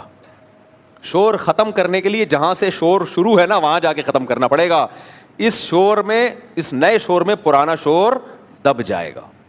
تو یہ تو نیند کے لیے ایک ٹوٹکا ہے, لیکن یہ اصل شور کا علاج نہیں ہے, یہ بے خوابی کا تو علاج ہے. شور کے علاج کے لیے میرے بھائی جو بچے چیخ رہے ہیں ان کی ٹیوننگ اور سروس کرنی پڑے گی. سمجھ رہے ہو؟ تو حسد کی بیس پہ جو برائیاں انسان کر رہا ہوتا ہے وہ برائیاں پنکھے چلانے سے ٹھیک نہیں ہوتی. اس کے لیے حسد کو ختم کرنا پڑے گا, جیلیسی کو ختم کرنا پڑے گا. جیسے گاڑی میں اگر شور آ رہا ہے, آپ میکینک کے پاس گئے, یار میری میں جب چلاتا ہوں شور شرابے کی آواز آتی ہے, اس نے میرے پنکھے والی مشین لگا دی آپ کی گاڑی میں کہ یہ چلا لیا کرو, دونوں پنکھے چلاؤ, مشین والا بھی اور موبائل والا بھی. آپ نے کہا یہ چلانے سے کیا ہوگا؟ موبائل کی ایل ای ڈی میں لگا دی اس نے, یہ فل اسپیڈ میں چلایا کرو, اس سے کیا ہوگا؟ آپ کو شور کی آواز تنگ کر رہی ہے نا, وہ آواز نہیں آئے گی آپ کو. تو وہاں یہ لاجک چلے گی؟ بولو کہ بھائی آواز جو آ رہی ہے نا گاڑی میں, تو اس سے یہ جو پنکھے چلا کے میں گاڑی میں سو تو جاؤں گا لیکن گاڑی کا تو بیڑا غرق ہو جائے گا نا. تو گاڑی کا فالٹ پکڑ بھائی, تو کہاں سے آواز آ رہی ہے, یہ آواز کہاں سے آ رہی ہے. تو ایسا ہی میرے بھائی جیلیسی کی بیس پہ جو انسان برائیاں کر رہا ہوتا ہے اس کے لیے ضروری ہے کہ اندر کے ٹیوننگ سروس کی جائے, حسد کو ختم کرنے کی کوشش کی جائے. وہ کیسے ختم ہوتی ہے؟ پیغمبروں نے بتایا بھائی, سب سے پہلے تقدیر پر ایمان, جو مقدر میں ہے وہ ہو کے رہے گا. جس کی قسمت میں لینڈ کروزر تھی وہ مل کے رہے گی, جس کی قسمت میں چنچی ہے وہ چنچی ہی پہ رہے گا. اللہ کے خزانوں سے آپ زبردستی کچھ بھی حاصل نہیں کر سکتے, اپنے آپ کو ٹینشن دینے کے علاوہ کچھ بھی نہیں. تو اللہ کی تقدیر پہ راضی رہو. نمبر 2, دنیا مسافر خانہ ہے. لینڈ کروزر والا بھی کچھ دن میں قبر میں کیڑے کھا رہے ہوں گے, رکشے والے کی بھی قبر میں کچھ دن میں کیڑے کھا رہے ہوں گے. ختم. تو کیا ایسی چیز کے پیچھے بھاگنا جو عارضی ہے؟ کیا خیال ہے اب میں فرعون سے جلنا شروع کر دوں, فرعون کو اتنی بڑی حکومت ملی تھی مجھے کیوں نہیں ملی؟ بھائی وہ مر گیا, ختم, کیا فائدہ؟ تو آج کے جو فرعون ہیں وہ بھی مر جائیں گے, تو سب ختم. تو چند چیزیں, وہ تو ایک الگ ٹاپک ہے حسد کا علاج کیسے ہوتا ہے. بتانے کا مقصد یہ ہے کہ اندر کے انسان کو جب تک میں اور آپ ٹھیک نہیں کریں گے اس وقت تک ہم جنت میں نہیں جا سکتے. دیکھو کوئی کسی کو حسد کی علاج کی کوشش کر رہا ہے, پھر بھی حسد ختم نہیں ہو رہا, لیکن وہ جس سے حسد ہو رہی ہے نا, اس حسد ہو رہا ہے اس کو نقصان نہیں پہنچاتا, صبر کرتا ہے, تو بھی جنت میں چلا جائے گا. بعض دفعہ یہ ہوتا ہے کہ آپ کو اپنے کسی دوست کی کامیابی کا سن کے جلنے لگے آپ, لیکن آپ کو احساس ہو گیا کہ یار یہ غلط ہو رہا ہے, مجھے جلنا نہیں چاہیے, احساس ہو گیا, اور آپ نے اس کو کوئی نقصان نہیں پہنچایا, تو بھی یہ اللہ کی رحمت ہے کہ جو چیز اختیار میں نہ ہونا اللہ اس پہ گناہ نہیں دیتا, سزا نہیں دیتا. تو آپ قیامت کے دن اللہ آپ سے یہ نہیں کہے گا تو جلا کیوں, آپ کہو گے اللہ جلا تو تھا لیکن میں اس جلنے پہ ندامت تھی, مجھے خود بو آ رہی تھی اپنے اندر سے جلنے کی, دوسرے کو بو آئے نہ آئے مجھے خود آ رہی تھی. تو اگر آپ کو اپنی برائی کا احساس بھی ہو گیا تو اللہ کی رحمت اتنی بڑی ہے, اللہ اس پہ بھی بخش دے گا. چل بھائی تجھے احساس تو تھا نا. تو اس لیے علماء نے لکھا ہے کہ حسد اگر کسی سے پیدا ہو رہا ہے لیکن آپ اس کے تقاضے پہ عمل نہیں کر رہے, آپ اپنے آپ کو بریک لگا کے رکھتے ہو, تو اس پہ اجر ملتا ہے الٹا, کہ آپ نے مجاہدہ کیا نفس کے خلاف, کیونکہ جو آپ کے بس میں تھا وہ آپ نے کر لیا. اور جو اب جب ایسا کریں گے تو آہستہ آہستہ حسد ہی ختم ہو جائے گا. تو اخلاق کو درست کرنا ضروری ہے. تو اخلاق میں مسکرا کے بات کرنا بھی ہے, دل بھی ہے, دل میں دنیا کی محبت نہ ہو, دنیا کو مسافر خانہ سمجھے, تکبر نہ ہو, خود پسندی نہ ہو. خود پسندی کیا ہوتی ہے؟ اب بتاؤ, یہ چیزیں ہماری سوسائٹی میں ہیں نا, چند مرسومات ہیں ان کو مذہب سمجھ لیا ہے. یہ تو اسلام تو اندر سے ٹھیک کرتا ہے آپ کو, حسد ختم کرے گا آپ کی. پھر خود پسندی, تکبر اور خود پسندی, یہ دو بڑی خطرناک بیماریاں. خود پسندی کیا ہیں؟ اتنے ہیں نہیں جتنا سمجھنا شروع کر دیا, اتنے ہیں نہیں, اس کو عربی میں کہتے ہیں عجب. اپنے آپ کو سمجھ رہے ہیں پتہ نہیں میں کیا چیز ہوں بھائی. کچھ لوگ اس خود پسندی میں ہوتے ہیں, اس کا نقصان کیا ہوتا ہے کہ پھر سامنے والا اس لیول کی رسپیکٹ ان کو دیتا نہیں ہے, تو یہ ٹینشن میں جاتے ہیں, سمجھتے ہیں میں تو اس لیول کا ہوں. اب 11ویں اسکیل کا آدمی اپنے آپ کو 22ویں گریڈ کا سمجھنا شروع کر دے تو ٹینشن میں جائے گا کہ نہیں جائے گا؟ لوگ تو اس کو 22ویں گریڈ والا پروٹوکول نہیں دیں گے, لیکن اس کو نہیں ملے گا تو وہ ٹینشن میں. تو اس کا علاج کیا ہوگا؟ جتنے اسکیل ہیں اس کو بتایا جائے تیرے اتنے ہیں, یہ والا اگر تجھے پروٹوکول نہیں ملتا نا تو تیرا غصہ ٹھیک ہے, لیکن 22ویں والا نہیں ملے گا میرے بھائی. ایک ڈاکٹر ہے انڈیا کا, وہ بڑی دلچسپ باتیں کرتا ہے. کہتا ہے جو جم جانے والے لوگ ہیں نا وہ بوڑھے نہیں ہوتے. وہاں اس کی جم سے مراد ہے جو غیر ضروری, آپ کا دیکھو نا جم میں جو یہ اتنے اسپیڈ بریکر بنا رہے ہوتے ہیں, یہ واقعی صحت کے لیے نقصان دہ ہے. کیونکہ آپ کا وزن جب بہت زیادہ بڑھ جاتا ہے, بے شک وہ ماس کا وزن ہو, وہ گوشت کا وزن ہو, تو بھی ہڈیاں اتنا بوجھ اٹھاتی ہیں تو اس کا نقصان ہوتا ہے. تو باڈی کا ویٹ مینٹین ہی رکھنا چاہیے, چاہے فیٹ ہو یا گوشت ہو. تو ویٹ بہت زیادہ بڑھنا بہرحال صحت کے لیے نقصان دہ. تو اس نے بڑی زبردست بات کی, اس نے کہ جو جاتے ہیں نا جم میں وہ یہ بوڑھے نہیں ہوتے. سامنے والے نے پوچھا زبردست یار بوڑھے نہیں ہوتے؟ اس نے کہا وجہ اس کی کہ جوانی میں ہی ٹپک جاتے ہیں یہ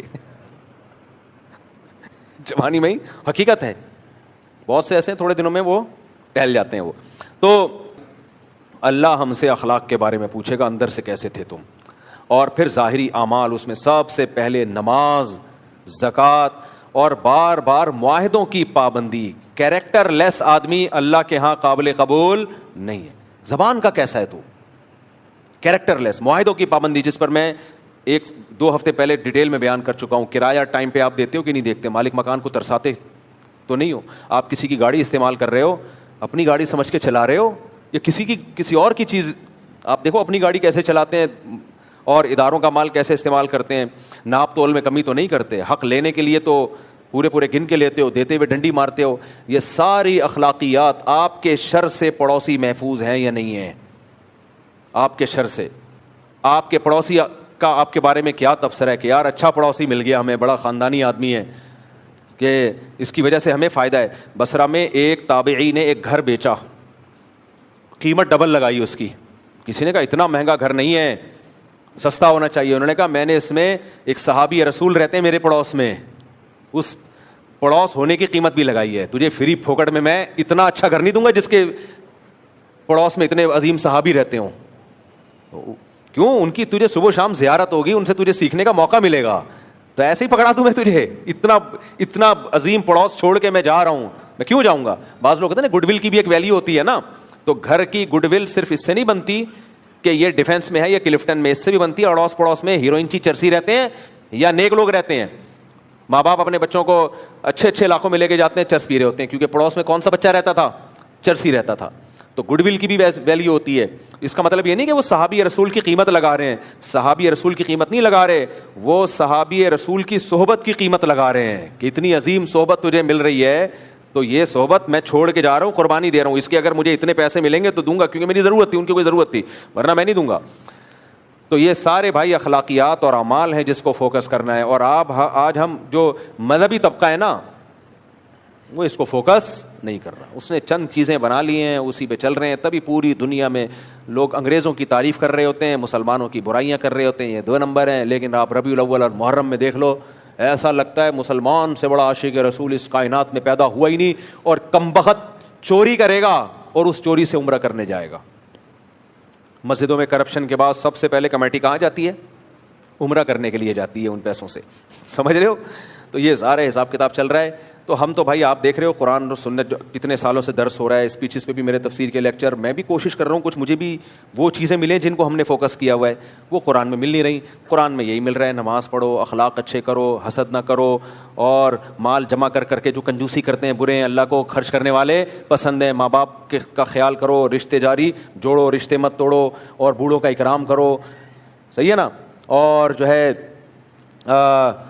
یتیم کو کی کفالت کرو, بیوہ عورتوں سے نکاح کرو, یتیم کی کفالت کرو, یتیم کا مال مت کھاؤ, وراثت ٹائم پہ دو. ساری اگر یہ خدا کی قسم صفات ہمارے اندر پیدا ہو گئیں تو یہ مسلمان نہیں, یہ فرشتے. لوگ کہیں گے زمین پہ فرشتے اترے ہوئے ہیں, کیا کہیں گے؟ صحابہ کرام کئی ملک پتہ ہے اسلام انہوں نے پورے کنٹری مسلمان ہوئے صرف صحابہ کو دیکھ کے. انہوں نے کہا یار یہ عجیب لوگ ہیں, ایسا تو ہوتا ہی نہیں ہے. صحابہ مال بیچ رہے ہوتے ہیں, وہ خریدتا کہتے بھائی یہ فالٹ ہے اس میں, یہ دیکھ لو یہ کیا ہے, یہ فالٹ ہے. کہہ رہے فالٹ کون بتاتا ہے؟ کہہ رہے ہمارے نبی نے بولا ہے کہ جس نے اپنی چیز بیچی اور اس میں دھوکہ دیا وہ ہم میں سے نہیں ہے. تو ہم تو نبی کے ہاتھ پہ ایمان لائیں تاکہ قیامت میں نبی کے ساتھ ہو. اگر میں نے گندم جو ایک نبی بازار میں گئے تو اوپر خشک گندم تھی, نیچے گیلی, آپ نے ہاتھ ڈالا تو نیچے گیلی گندم. آپ نے کہا کہ تم نے بتایا کیوں نہیں کہ یہ نیچے گیلی گندم ہے اور اس کو اوپر کیوں نہیں رکھا؟ پھر آپ نے فرمایا جو دھوکہ دے کے تجارت کرے وہ ہم میں سے نہیں ہے. تو صحابہ کی ایسی خاندانی جماعت تیار ہوئی تھی نا کہ ملکوں کے ملک صرف ان کی تجارتوں کو دیکھ کے مسلمان ہوئے ہیں کہ بھائی یہ پھر وہ تاجر ایسے سخی ایسا غریبوں پہ. میں نے یہ چیز ساؤتھ افریقہ کے مسلمانوں میں دیکھی ہے. ساؤتھ افریقہ کے اور افریقہ کے جو مسلمان تاجر ہیں نا, وہاں کے غیر مسلموں پہ لٹاتے ہیں ایسے پیسہ. کہتے ہیں یہاں کے غیر مسلم ہم سے اتنا خوش ہیں, بقرعید میں کہتے ہیں یہ دے دنا دن, کہتے ہیں ایسا لگتا ہے ان کی عید ہے ہماری عید نہیں ہے, کیونکہ وہاں تو بہت غربت ہے نا, ساؤتھ افریقہ میں تو نہیں, باقی افریقہ میں. تو میں ان کو اور پاور بھر کے آتا ہوں, میں کہتا ہوں اتنا کھلاؤ, ان کا اتنا خیال کرو, بولو بھائی یہ ہمیں کس نے حکم دیا ہے؟ اللہ نے. تو مسلمان کا یہ امیج جانا چاہیے. ابھی کچھ اور ٹائپ کا امیج جا رہا ہے, وہ بالکل بہت غلط قسم کا امیج جا رہا ہے. ابھی بلاک ہو جائیں گے, روڈ ووڈ بند ہو جائیں گے, آپ دیکھنا سگنل مارکیٹ سے شرط, ایمبولینس کو راستہ نہیں ملے گا, کہیں بھی نکلو ادھر سے جلوس آ رہا ہے, ادھر سے گھما کے جاؤ. محرم میں الگ جلوس, ربیع الاول میں الگ, پھر سفر میں الگ, پورا مہینہ جلوسوں کی نظر ہی ہو جاتا ہے. میرے بھائی ہمارا اخلاقیات تو ہمارے پاس رہی نہیں ہے. تو پھر اللہ اگر مان لے تو ٹھیک ہے, نہیں مانے گا تو پھر اللہ کو منوانے. اللہ کہے گا جو میں نے قرآن میں جن چیزوں کو فوکس کیا تھا اس کو فوکس کرو گے تو مانوں گا, ادروائز نہیں. اللہ عمل کی توفیق عطا فرمائے. ہو جائے گا. ڈاکٹر بھی یہ کہہ رہے ہوتے ہیں کہ یہ خوراکیں کھاؤ, ایکسرسائز کرو تو عمر 10 سال بڑھ جائے گی آپ کی. تو سوال پیدا ہوتا ہے, شریعت میں تو عمر متعین ہے, نہ اس میں کمی ہوگی نہ بیشی, کمی ہوگی نہ بیشی ہوگی. اذا جاء اجلهم لا يستأخرون ساعة ولا يستقدمون. قرآن کہتا ہے جس کی جو موت لکھی ہوئی ہے نا, وہ جب ٹائم آئے گا تو ایک سیکنڈ بھی آگے پیچھے نہیں ہوگا, ایک سیکنڈ بھی. اور ہم 10 سال عمریں بڑھا رہے ہیں بھائی, 20 سال بڑھا رہے ہیں عمریں, اور قرآن کہہ رہے ایک سیکنڈ بھی نہیں بڑھ سکتی. تو اس کو خوب اچھی طرح سمجھیں. عمر جو اللہ کے علم میں انسان کی لکھی ہوئی ہے وہ تو واقعی کبھی بھی چینج نہیں ہو سکتی, زمین آسمان ادھر سے ادھر ہو جائے. لیکن وہ ہمیں نہیں پتا کہ کس کی عمر کتنی لکھی ہوئی ہے. ہم جب یہ بات کرتے ہیں تو اپنے ظاہر کے حساب سے کر رہے ہوتے ہیں, ظاہر کے حساب سے جو ہمیں نظر آ رہا ہوتا ہے, ہمارے تجزیے اس کے حساب سے ہوتے ہیں. اس کی میں ایک مثال دیتا ہوں. ڈاکٹروں نے کسی کا میڈیکل ٹیسٹ کیا, دیکھا ہر چیز اوکے ہے. تو ڈاکٹروں نے کہا کہ بھائی یہ بندہ 100 سال تو نکال لے گا, اور بندے کی عمر ہے ابھی 40 سال. ڈاکٹر نے کیا کہا, یہ بندہ 100 سال سے پہلے نہیں مرے گا.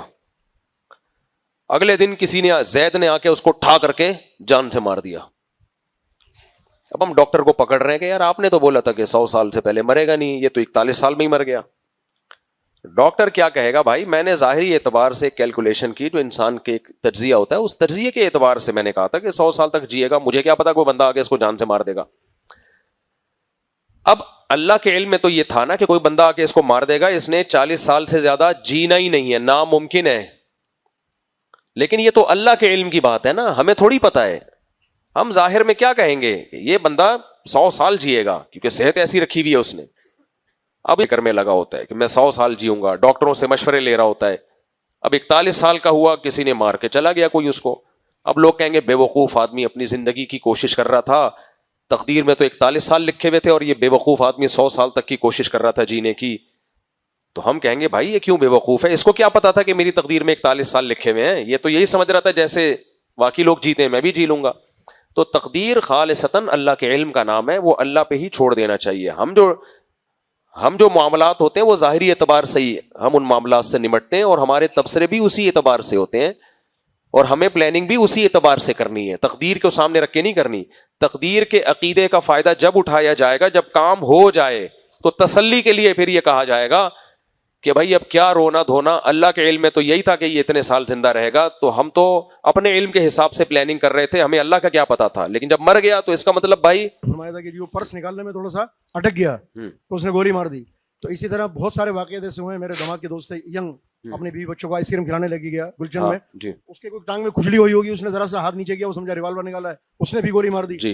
اور دوسری بات یہ کہ یہ جو لوگوں کے یہ عقیدے بنے ہوئے ہیں یا ایمان ایسے کمزور ہوئے ہیں کہ اس اسپتال جائیں گے تو بیٹا ہوگا, اس اسپتال جائیں گے تو بیٹی ہوگی, ذرا اس پہ واضح کرتے ہیں. یہ جہالت ہے, یہ بھی لوگوں میں ایک جہالت ہے کہ اس ہاسپٹل جائیں گے تو لڑکا ہوتا ہے, یہاں جو بھی گیا اس کے لڑکا پیدا ہوا ہے, اور اس ہاسپٹل میں رپورٹ یہ کہ لڑکیاں پیدا ہوئی. بکواس ہے بھائی, جہالت ہے. تو یہ جو ہندوازم اتنا دنیا میں پھیلا ہے نا, بتوں کی عبادت, یہ توہم پرستی انسان کو بڑے سے بڑے جرائم کرواتی ہے, بڑے سے بڑے جرائم. کوئی دلیل نہیں دفعہ میں بھائی, یہ کسی کا پرسنل سوال ہے تو ایسے جنرلی جواب دوں گا تو کسی کو نقصان بھی ہو سکتا ہے. یہ جو سوال ہے نا, یہ کبھی ملاقات کر لیں مجھ سے, پھر اس پہ مشورہ دوں گا میں. اچھا میرے بھائی, اپنے بیٹے کا نام محمد عمر خان رکھنا چاہتا ہوں, آپ اس کا مطلب محمد خان, یہ کیا ہے بھائی؟